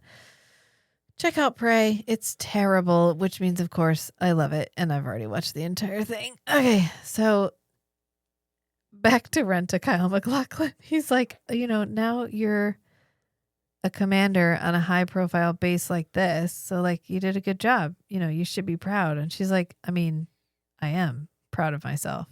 Thank you. It reminded me of the Barbie movie when they're like, Yeah. wow, you did a good job. And she's like, I did. Thank you. Like, correct. He's like, I was wondering what you thought your next step might be. And she's like, I mean, here, tea. I was thinking brush my teeth and go to bed. Like, those are my next steps. I'm not thinking of any farther ahead. I've had this exact conversation. He's like, no. How 5 do you years feel down about the road. management? Ask me again in 5 years. He's like 5 years down the road. Maybe running Babylon 5 is what she says if the captain decides to move on. Although the idea of captaining a starship has a certain appeal. She's like, why? And he goes, oh, because the night watch is becoming more important back home. And We could scratch each other's backs. yeah, we can make this work. We could. Why not shave a year or two off of your plan We could do that for you. And she goes, in exchange for. And I love Ivanova because her first thought is nothing's free in Waterworld. Yeah. She's like, fuck you. What do you want from me? And he's like, oh, your support, your help, your position here could benefit us as much as we can help you because you have access to information that we want, reports, comings and goings, just simple stuff that's all public record anyway. Just want to make sure we just get find it out sooner. first, activities which may strike you as potentially dangerous or disloyal. Inform on your friends. Informing on your enemy makes them your friend. He's like, you could be of great service to Earth. She's like, wow, okay, does Mr. Lance know we're having this conversation? And he goes, the Night Watch is a separate division of the ministry. So I just kind of thought we'd be discreet. And she's like, okay. Mm-hmm. Right. Mr. Wells. She sees exactly what he's pulling here. As you say, I have access to a great deal of information. So I've been aware of the Night Watch for some time now. And what I saw worried me. And now I can see my worries were justified. And he's like, oh my God, Commander. She's like, why are you so mean to me? She goes, I've gotten where I am through hard work and loyalty. Loyalty to the people I work with, loyalty to Earth, and loyalty to the ideals of the Alliance. Not the laws of the Alliance specifically, but what I think it stands for, the ideals of it. And what you just asked violates all three. Asshole. So if it takes me a few more years to get my own ship, one way or another, I'm going to get there. And when I do, I'll have done it honestly. I love that Ivanova is a non-apologetic female character.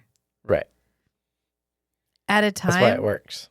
when you expect most female characters to be humble. Right. Polite. Keep sweet. Pray and obey. Like that's what you're expecting. And she's like, no, I will get a ship. I will get what I want. It just might take me a little longer, but I'm not going to do it with you because it won't be my accomplishment. It'll be your accomplishment. And then I'm going to owe you something. And I don't know what I'm going to owe you, which is a question Londo never once asked ever once in the entirety of his fall from grace, which was, what will I owe you when this is all over? Yeah. One way or another, I'll get there. And when I do, I'll have done it honestly without selling out a friend or betraying a confidence. My hands are clean. Are yours? And he goes, Shots you know fired. what? You don't really understand what I'm saying. And that's okay. And this reminded You're me. only a woman. This reminded me of in Book Talk, which is just like the generalized term for the online book community. The go-to insult when you don't like a book that everybody thinks you should like is, well, you must not have very good reading comprehension.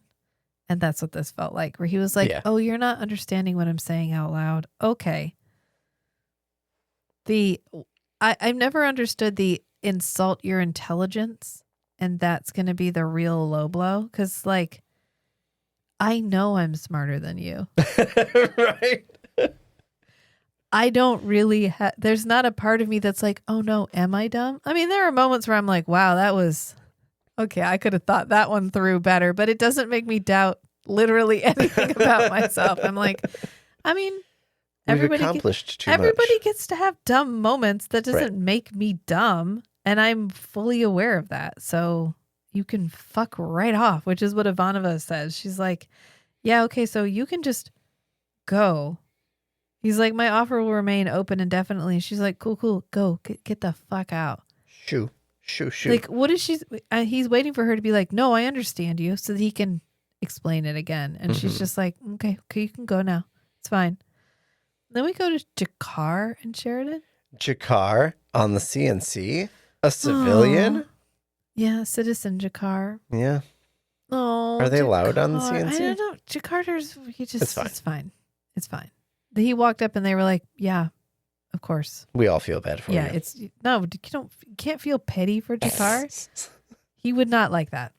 He would disapprove, yes. Basically, he called him there to be like, hey, a Narn heavy cruiser showed up and we're helping. Psst. And Jakar's like, oh my God. I mean, great. Will you give them sanctuary? And he's like, I mean, I don't know why not. Like, yeah, of course I'll give them sanctuary. We're giving them the equipment to make repairs, and after that's done, I'll formally notify Mr. Lance. I'll ask for forgiveness. I won't ask for permission. Right. And he's like, Mr. Lance? And he's like, yeah, he's here from the Ministry of Peace. He's looking into the Centauri problem. And Jakar's like, oh my God, are they ready to take sides? And he's like, I hope so. But it does feel a little bit like, I hope that's why he's here, but I have a very good feeling that's not why he's here. But I don't think so. And Jakar goes, can I speak with him? And he's like, I don't know why not. He'll be in the council chambers until 7. And he's like, oh my God, thank you. I must go and prepare. Oh, he's like, yes, maybe we can finally get allies. The humans finally sent up an important person. His stubbornness in accepting that the war is technically over is endearing. Yes. It's part of... It breaks your heart, but it's endearing. Every fucking time. Where he's like, oh, good, like maybe they'll help. Well, now it's a liberation, literally. Not a fake liberation, but like an actual liberation. And so that's what he's hoping for. Yeah. He's hoping for help for the resistance. And then we go to Wells and the Night Watch, and this is the part where they're having a meeting of all the people who are signed up for the Night Watch on Babylon 5. And he's basically like, oh, so Mr. Allen, I really haven't seen you submitting any reports. And he's How like, unusual. oh, because I don't have anything to report. And he's like, weird, because your associates have filed reports. And one of them describes potentially disloyal acts on the part of a store owner. This is one of the moments where, like, this is why I'm taking a break. Because this plot line, it's too close. Which I'll just describe right now, is basically that there's he's making disloyal comments, or he's acting unpatriotically. Mm-hmm. And people have been reporting him to the Night Watch. And secret police are going to come get him. Yeah, ultimately he gets taken. Yeah. Because he's having unpatriotic thoughts. And what Wells says is, he said that he thought the new import regulations were a little nuts. That's what Zach says. And I literally wrote, tariffs? JMS, you're a little too close. Were they tariffs? And he's like, sedition comes in small packages as well as large ones, Mr. Allen. Now perhaps the store owner is nothing more than a vaguely dissatisfied citizen. But how can we tell the troublemakers from the bystanders unless we're kept informed? And JMS did say that they're slowly unspooling the Zach character, because they are really impressed with the actor. Oh, so they're giving him some range. They're slowly giving him a larger role, specifically because he can handle it, and because he's doing such a good job. And I agree. And I'm ready to see more Zach, because when we do see him, it's a delight. And I'm glad he's going to get more time. He's like, I thought we could exercise our own discretion, is what Zach says. And he's like, oh, yeah, no, of course you can. But the Night Watch exists to protect our people from misinformation and harmful ideas. And sometimes these harmful ideas... misinformation and harmful ideas. Fake news. Sometimes these harmful ideas can be very subtle. You might not recognize them, but we will. So just report everything you see. Yep. Because I have reports from the others of dock workers consistently late for work, sabotaging efficiency. Several of your lurkers have spoken to reporters about poor conditions here and at home. 2 more shop owners have openly criticized presidential decisions. Oh God. He's like, have you got nothing to report? And he's like, well, I guess I haven't really been thinking about it like that. I'm not comfortable with it. And he goes, okay, let me make it easy for you. Can you verify the report about the store owner that I mentioned? He's like, I guess. Of course I've heard him talking, but it's just talk. And the guy's like, that's fine. There, you see, that wasn't so bad. It's the pick. You have to get him to do a little, and then you can be like, well, you've already done that much. How much more could it really be to give us more information next time? You've already gotten a guy arrested. Yeah. You already gave us this piece of information. Yeah, he goes, you learn. What's a little bit more? You're flexible. You show great promise, Mr. Allen. Great promise indeed. And then we go to Kepper again. It's Kepper. And he's like, I brought it. I couldn't get my gun camera around time to get a picture, but my sensors picked up a change in Mitch, local hyperspace. Right? Yeah. He goes, it's all there. Configure your sensors to look for signature emissions. It's all there. Sooner or later, you'll find it. He goes, you go out looking for that thing. You're looking for death. So basically, it's just Kepper being like, I'm going to go find the shadows. And the other guy being like, yeah, but if you go out looking for the shadows, you might die. And he's like, then I die. But I got to go find the shadows. Yeah, I mean, it's my job. Yeah. I got to prove the situation's serious. My job isn't fighter pilot. My job is space.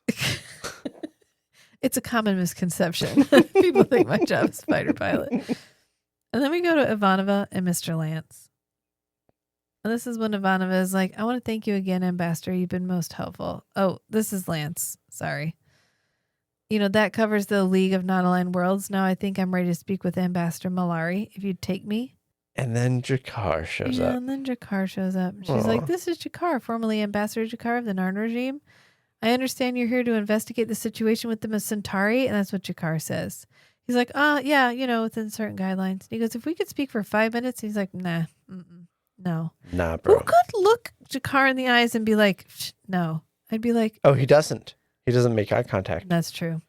It's true because he knows. He knows. This doesn't really help our argument earlier when we said he thinks he's doing the right thing. Well, I think he's making one last attempt to do something that has a chance to be helpful. Yeah. Even though he is uncomfortably aware of the inhumane aspects. Yeah. That they are turning their back on the Narn. Mm-hmm. They're letting them stay effectively enslaved because they don't want to be uncomfortable and start a war. Right. Yeah. He won't talk to Jakar. Right. He won't. He refuses. Oh God. This section is so hard. This whole subplot with the shady information police guy and the guy who's like, I'm putting so much faith in politics the way they've always been played. I think I'm going to get this treaty signed and it's going to save Earth. It's going to save Earth. Humanity. It's going to save what I want to have saved because I'm still clinging to this belief that I can follow the process and it will fix the problem. Mm-hmm. And I don't know where I've seen that before, but it feels familiar and it's a lot to take in. And it's a cowardly move. It's a dick move. It's a dick move. Yeah. Because he knows when he doesn't look Jakar in the eye, he knows full fucking well that he is acting only in his own best interest and not in the best interest of anyone, of the Narn people, right? Of the actual people who were harmed, the victims. They're not prosecuting the bad guys. They're letting even though their victims are right there being like, this is what they did to me. This is what happened. These are their names. Here's 3 million pages of evidence. They're like, okay, but we're not prosecuting anybody. If we take the Centauri down, everything will burn. It'll collapse the whole economy. Collapse the whole system. Okay, then it deserves to burn. But it's fine. It's fine. Anyway, we're clearly only talking about the Narn. So anyway, I was clarifying. Right, this guy's an asshole to Jakar. I could never be an asshole to. I would be putty. I'd be like, "Whatever you need, Jakar is fine. I will help you." And then we go to the Narn ship in Sheridan, and this is basically when he's like, "How's it going?" And they're like, "Well, we got to take the engines offline to fix them. And he's like, okay, then take them offline. He's like, okay, but then we can't go anywhere because we won't have engines. And he's like, yeah, but I said I'd take care of you, bro. I got your back. I got your back, bro. As long as you're in Babylon 5 space, we'll protect you. You have my word. Okay, there's the Sheridan that I like. This is the point where he starts to become Sheridan. Like the Sheridan that's my favorite growing into character. Because it's like, fuck all. He's been trying to be very politic. He's been trying to work within the system, and he's slowly realizing the system is broken, and working within the system, you can't fix it. It's not, this isn't a I can fix him moment. This is a dump your boyfriend, find somebody better. He's like, just take care of your people. I've got this. And so they take the engines offline. And then we come back and it is Lance. Lance arrives and he's like, Sheridan? Yes. He's like, Lance, what can I do for you? He's like, yeah, I've been getting some reports. I was hoping you could explain them. He's like, oh, wow.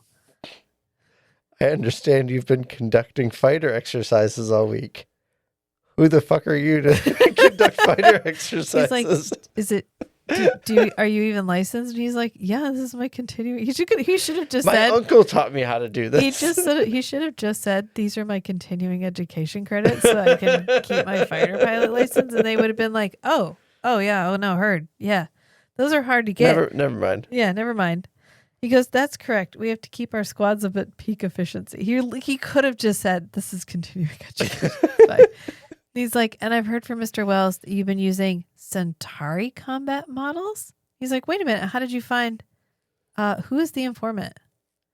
I think The JMS Night Watch. mentions, JMS mentions it's like some tech or aide or there's like somebody in the CNC. One of the ladies is reporting to the Night Watch. Yeah, because he's like, wait a minute, who told you? And he's like, oh, it's not important. Oh, I feel like it's the most important thing, actually, Right. honestly. For them to know. Yeah. It's like, have you been teaching your forces to fight the Centauri? He's like, yeah, because with everything going on, it kind of seemed prudent. We've been threatened physically by the Centauri before. Right. So, yeah. And he goes, no, this must stop at once. This jeopardizes everything. My entire mission. My entire mission. He goes, Right, dude. I don't understand. You came to investigate the Centauri. And he's like, Investigate. He's like, I had to look at the situation before I could proceed, but like, I'm fucking fine with everything. I think you misheard. It wasn't investigate. It was give a handshake. It was investigate dinner, investigate trade relations. Like it was give them everything they want and roll over. Because those were my explicit instructions. Yeah. He's like, I've contacted Earth Dome and they have authorized me to proceed. I'm here to sign a non-aggression treaty with the Centauri. Before I leave here, there will be an Earth Centauri alliance that will guarantee peace for Earth. We will at last know peace in our time. And then tellingly, we cut to the Night Watch.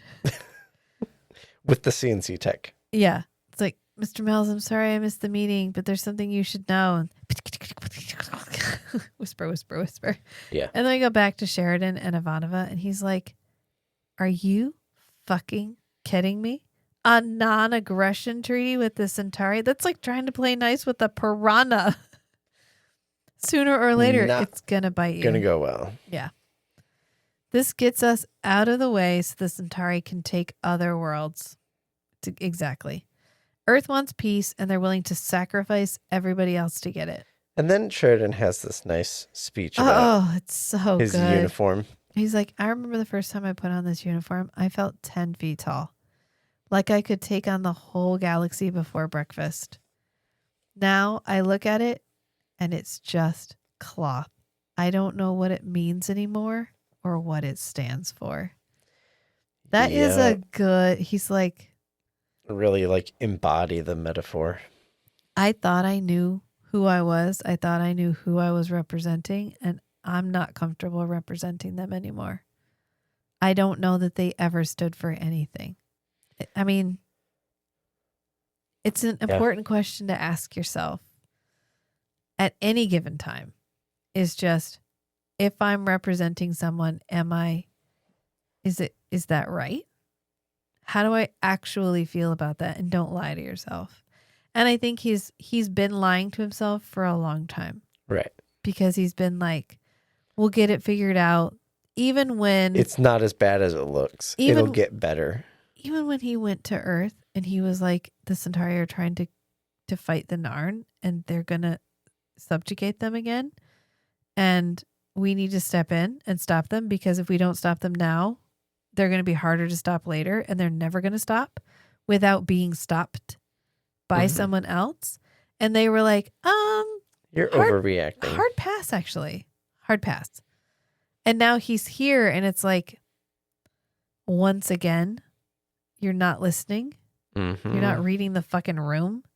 It's going to be a new year in a little over a week. Maybe 2260 is the year that we redefine it. Make it mean something again. And then Ivana gives him a present, a holiday present. And shrapnel from the Black Star? She's like, I mean, I know a guy. Earth Force Archives has How a few many pieces strings of storage. did she have to pull for this? Many, But it was worth it. Yeah. I don't know how I would feel if I blew up a ship and I was famous for blowing up the ship and like a bunch of people You know what me. I would be terrified of? Somebody like visiting my room and seeing that and say, that ship you blew up. Holy shit. You got a piece of it framed? How heinous of you. Yeah, putting it on display would be a dick move. Right now it's just in a box, but if you had it like on the wall when Dylan came over on the mantelpiece, and she's like, "I'm sorry, is this a piece of the Black Star?" And he's like, "Yeah, I did good work. Pride of place. I did good work." If Anna got that for me, it'd be like, "What the fuck is wrong with you?" You can't just show off shit like that. I mean, imagine they find it in a drawer, and they're like, "What is this?" And you have to be like, "Oh, it's a piece of the ship that I blew up and killed everybody on." Just to worry about it. As a reminder of that time that I blew up that ship. That I made a horrible mistake. I made a horrible mistake. It's just I wonder if this is to remind the audience. Could be, yeah. Yeah, that's kind of what it feels like. He says, "Why did you get this for me?" Basically. And she's like, "Everyone said it was impossible to take out a Minbari war cruiser, but you did it. And the way things are going, I figured it might be nice to have a reminder that the impossible is possible. And sometimes it makes a lot of people hate you." She didn't add that, but there it is. The sentiment is nice. Yeah. And this is when Londo rolls up.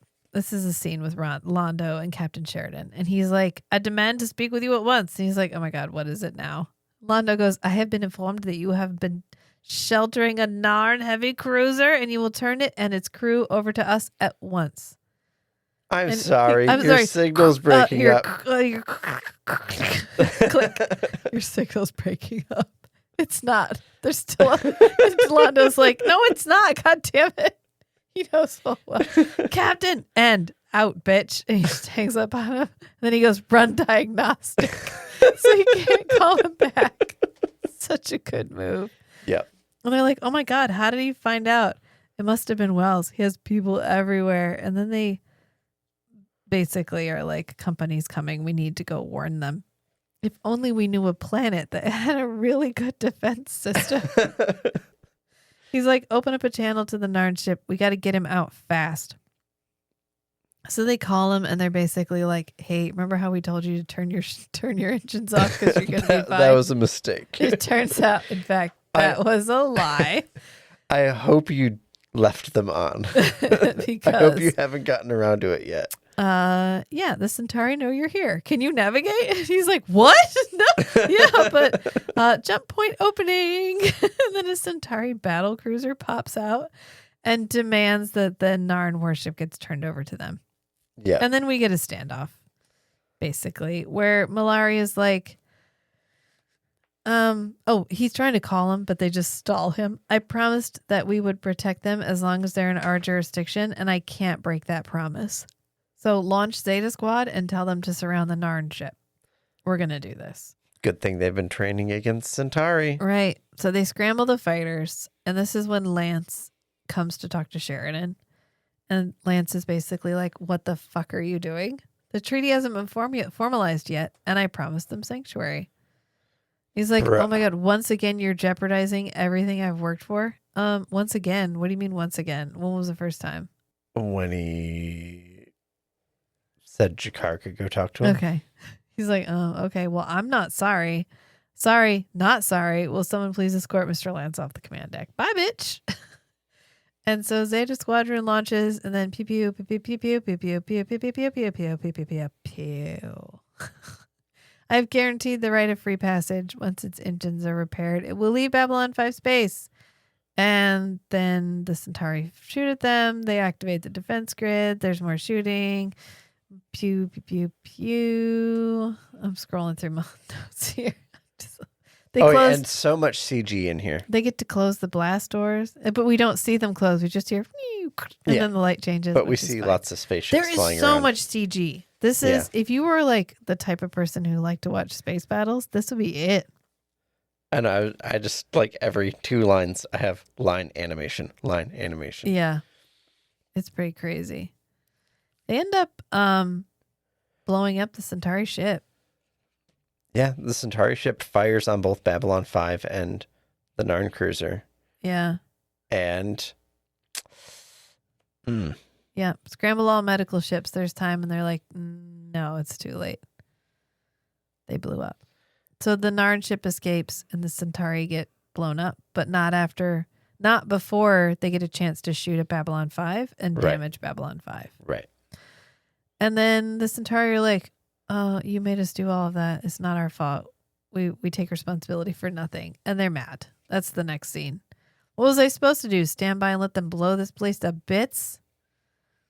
And he goes, you destroyed a Centauri warship. And Sheridan goes, you're damn straight. Damn straight. I did that. Because if I hadn't, I would have kept going. If I hadn't, we wouldn't be here having this conversation. They fired first, Mr. Lance, which is their metric. It is the metric. So if you both define your own standards and meet your own standards, you cannot be mad when other people meet your self-defined standard. Right. So the Centauri were like, they fired first. So when someone else is like, you fired first. There you go. That's how it works. Because, Mr. Lance, I have an obligation to protect this station. He's like, okay, but you didn't have any business helping a Narn cruiser. He's like, oh, you want me to disobey regulations? And Lance is like, what fucking regulations? And he goes, General Order 47, Earth Force personnel are required to answer distress calls and assist any vessel not currently involved in hostilities against Earth. Those regulations. Do you like apples? Right. How do you like them apples? Mm-hmm. He goes, now it may not have been politically convenient, but morally and legally, it was the right decision. And they're like, okay, but the Centauri government accuses you of moving Babylon 5. And he's like, wait, what? Can it even move? Oh, from neutrality. Figuratively. Metaphorically. This is where I was real deep in the gin. I was like, it can't move. Dang it, gin got me. What can I say? I've got a weakness for the gin and tonic. And the redheads. One redhead specifically. More of a red beard now since you dyed your hair. Yeah. Yeah.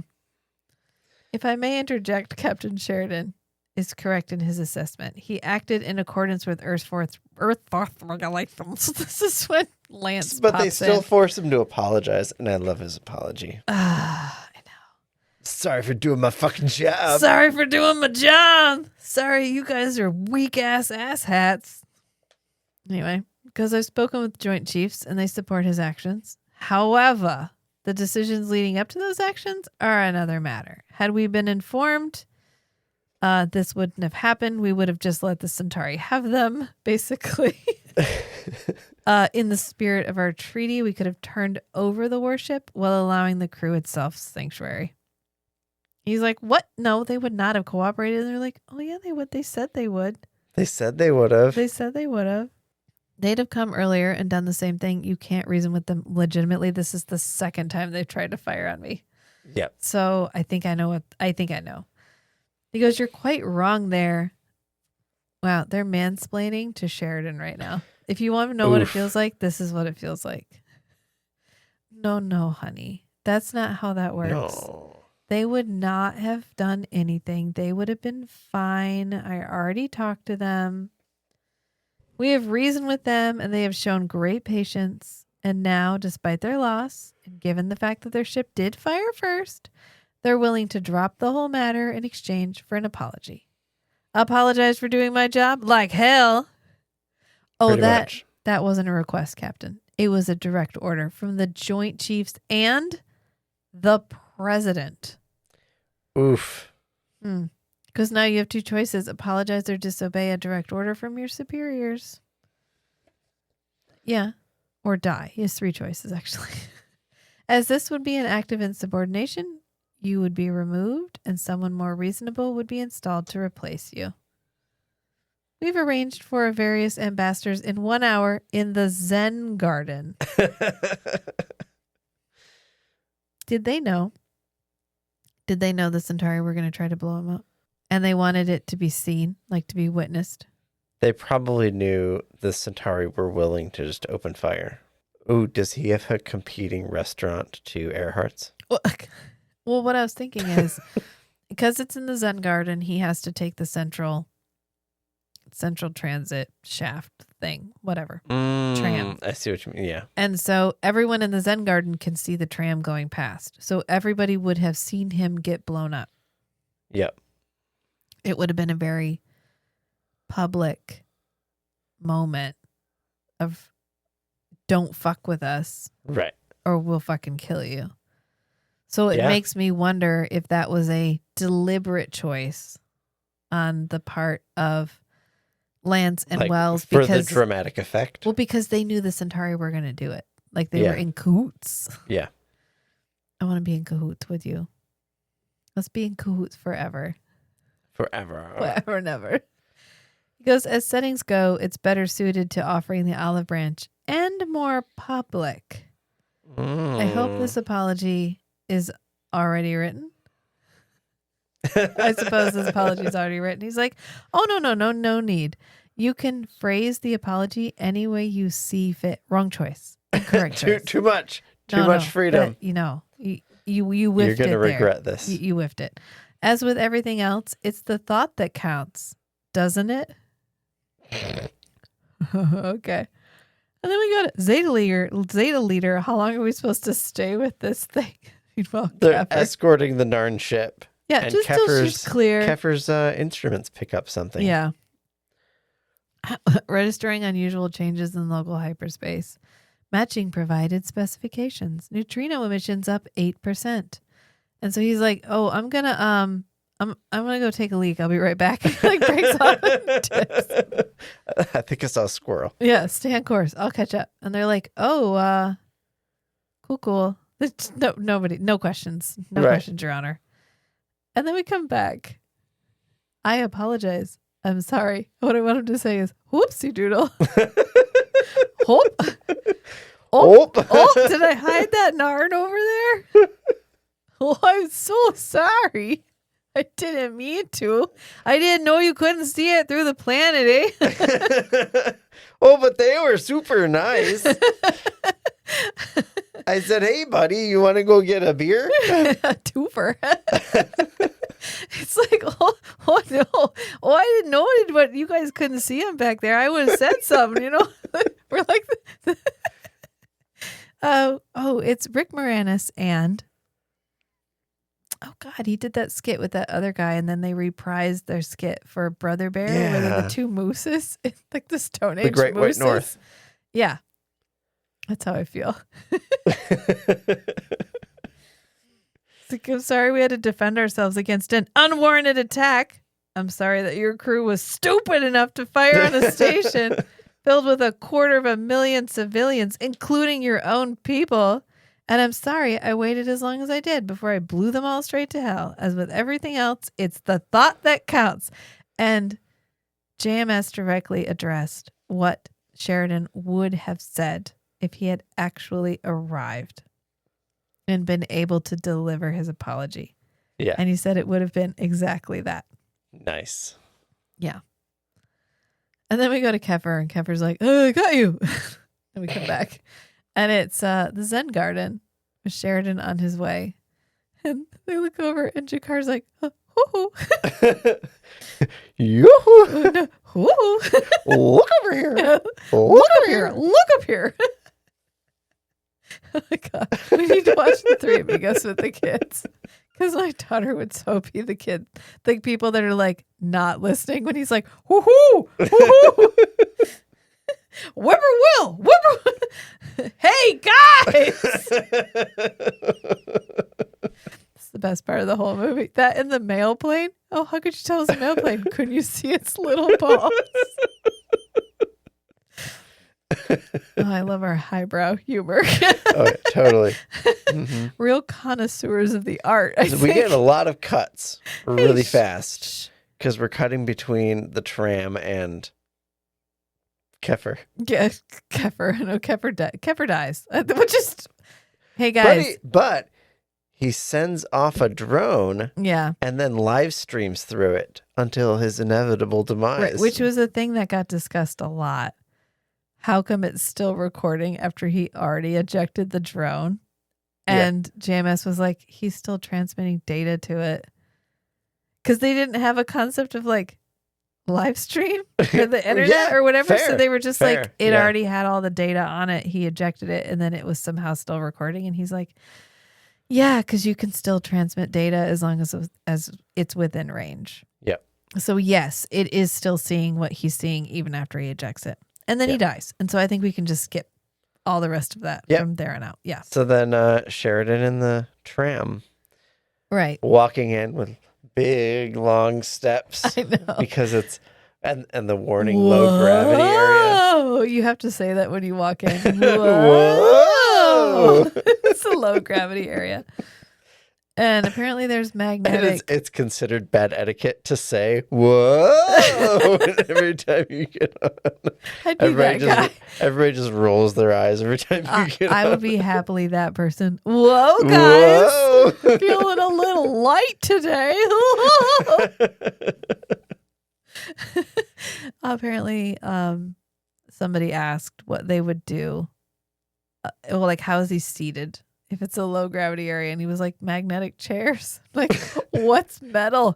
His ass? His balls. His balls. His He's got solid steel balls.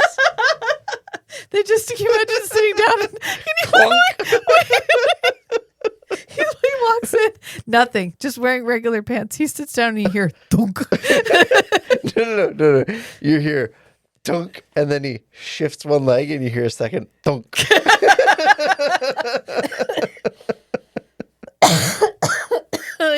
You got me again. Sorry, one of them was a little stuck. And then the next stop, everybody gets off except for him. I know, and then he looks over and there's like, it literally looks like it could be an Acme bomb that says bomb on it. It looks like the Etch-a-Sketch version Is it a of speak and ticking spell? time bomb. Is it a speak and spell? Speak and spell, that's what I meant. That's what I was thinking of. It's like the speak and spell version It kind of of a reminds me bomb. of Veer's handheld video game that was clearly just the Lion King handheld video game. Except it's a modified speak and spell, and it's like glued to the back of the seat. This guy could have put it under his seat, and Sheridan would have died. I think the lady brought it in as her purse. Then just leave the purse. Like, No, I think that was it. I think there's a shot of her. You can see it like on her side, like a purse. Okay. Well, then, like, leave it on the ground. Stick it underneath the seat. Right? Stick it behind the seat back. Literally anywhere, but like, whoop, whoop, whoop. Look right here. Look over here. Look over Flashing here. lights. There's a flash. And it's like counting down to explosion because I'm a bomb. It's like, he's like, oh, no, it's a bomb. Well, he jumps out. I mean, had Kosh not been there, their plan would have succeeded. Right. Because Sheridan would have died. Because he jumps out. Then we hear. After Delen's like, come on, you know how important he is. Yeah, go God catch him. damn He's it. like, I don't want to do it. Kosh, you know it's at stake. And he's like, oh, God doing? Everyone's gonna. Everybody's gonna be looking at me. I'm not wearing my favorite white robe. And so we'll get there in 2 minutes. You've got 30 seconds because they're trying to be like, can you come get him? And they're like, oh, I don't know, man. We're at lunch. We can't just leave and go get him right now. They need the elves from the Santa Claus. Just fly off. He's like, okay, fine. So he flies off and you hear the which, again, not to bring it back to something else, but it reminds me of the opening scene from Nick Knight, the one with Rick Springfield, where it's just heavy breathing and flapping for like 30 minutes. It's like, so is from the intro to Forever Night, the movie, is the implication that Nick Knight flaps? I believe we discussed that at length in the episode, which it's one of our earlier episodes, so it's dicey at best, but we did talk about it a lot where I was like, are they trying to say they have wings or no? Kosh, we've heard him do the flip flap before. Yeah. Like anytime that he's revealed himself, that's the sound in the background. And yet he's sort of just undulating. He would not be what I would describing. The wings are not flapping. generating the lift. He does look straight up like the aliens from Abyss, except he has a face, and the ones from the Abyss have the little weird little glowy head thing. Yep. And Kosh would totally destroy the world in fire and water. Yeah. Were what it needed to be if he done. felt it necessary. Yeah. Anyway,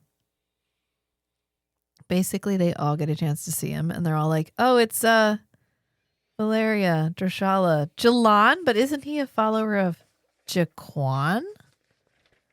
Why would he believe he saw Jalan if he's a follower of Jalan Jaquan? Is an angelic emissary of Jaquan. Okay, well that would make a lot of sense. Okay, and then yeah, Delenn walks over and she's like, "Hey, how are you?" And Sheridan's like, "You know what? I am."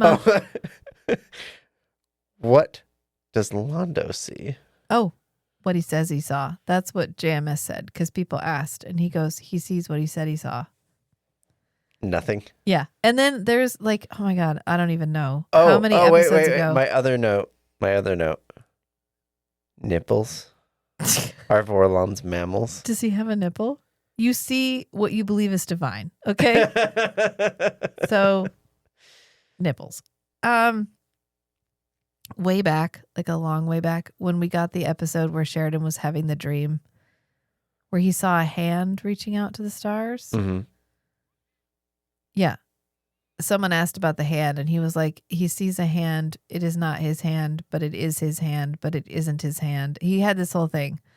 And he was like, this will make more sense later. And then he brought it back up in this episode. He was like, remember when I said it was his hand, but it wasn't his hand, but it was his hand.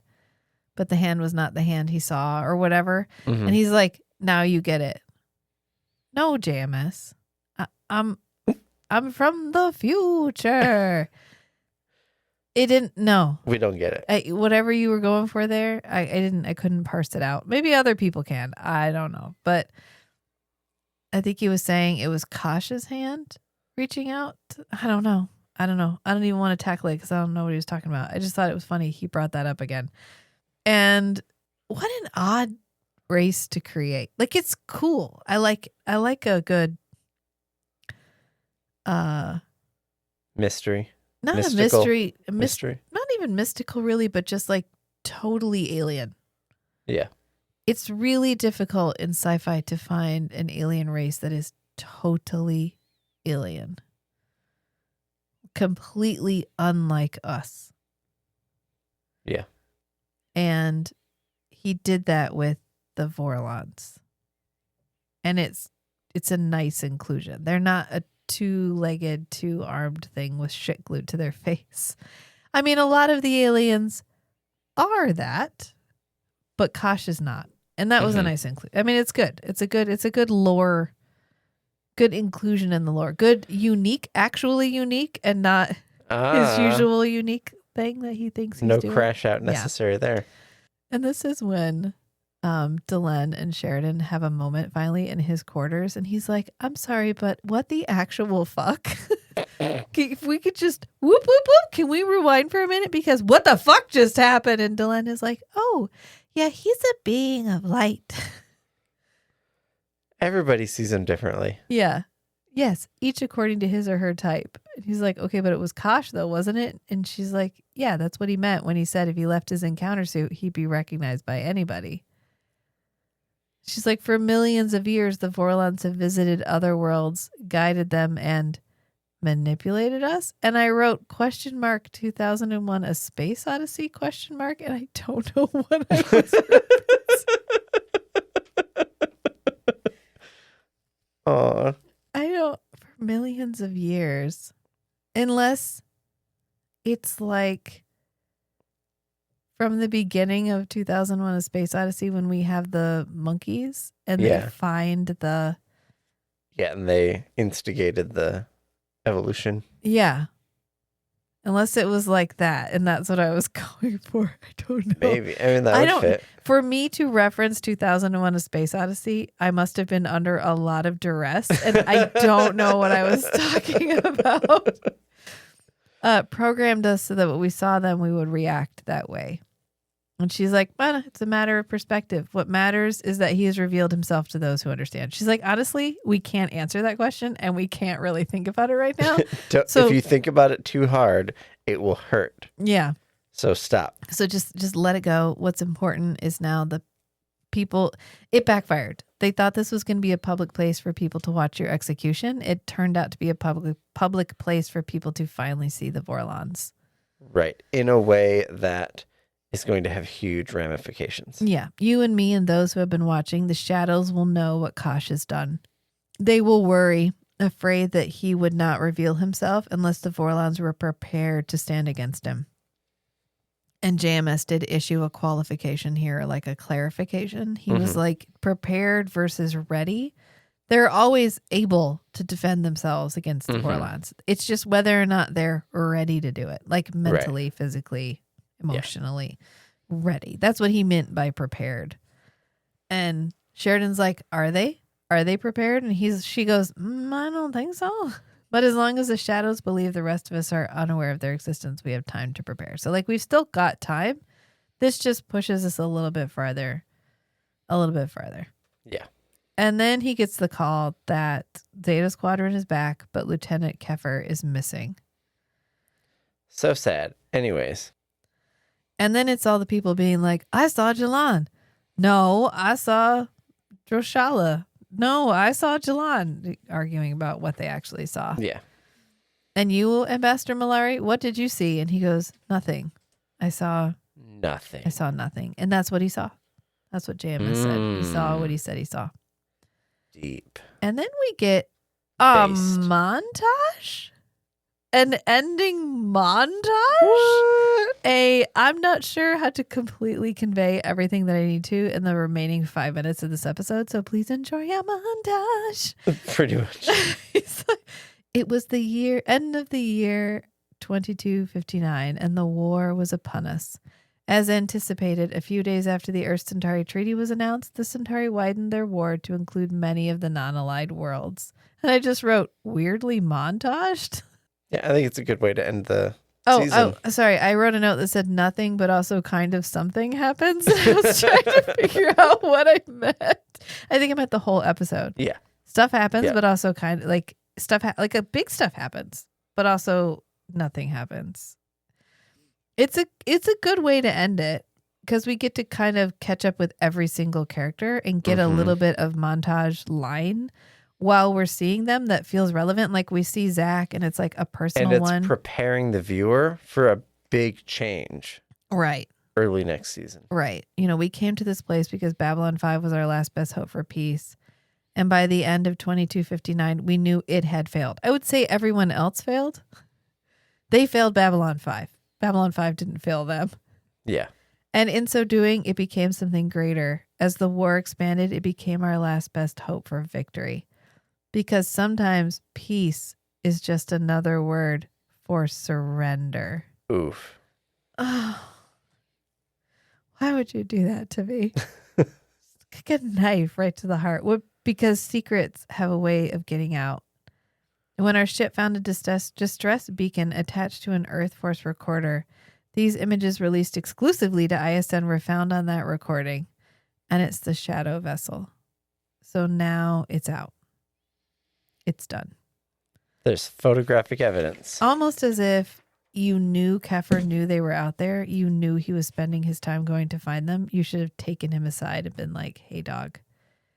We need to keep that a secret. I can't really give you all the deets, but I need you to just not do this.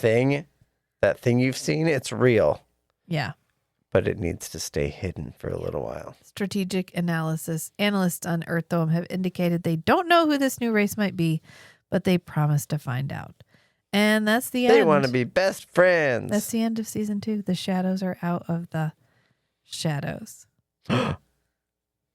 Figuratively and literally all at the same time. And it's interesting. It's kind of funny because when we watched Forever Night, in my mind, season 2 was the strongest season. Mm-hmm. And I just thought of season 2 as the one that I was going to enjoy most. And I ended up loving season 1 in a way that I don't think I've ever really appreciated it. Mm-hmm. And then season 2 felt so safe. It felt unremarkable. Yeah. And I don't know if it's because it took us so long to make our way through season 2, although it didn't take us longer than season 1. I don't know. I don't know if a lot happened personally for us while we were watching season 2, and that's why it doesn't feel as impactful as season 1. But I just feel like season 1 lingered. Like I have a general nostalgia for season 1. And season 2 was like, okay, good. I'm ready to move on. Like I'm ready for season 3 now. Right. I'm ready because season 1 is set up. Oh, season 2, sorry. Season 1 is like setting up in a way of like introducing the concept of the show. And then season 2 was like, okay, guys, we're going to do this thing. It's a big thing. It's going to be so big. It's going to be for 22 episodes. For 22 fucking episodes of us just being like slow burn reveal. Yeah.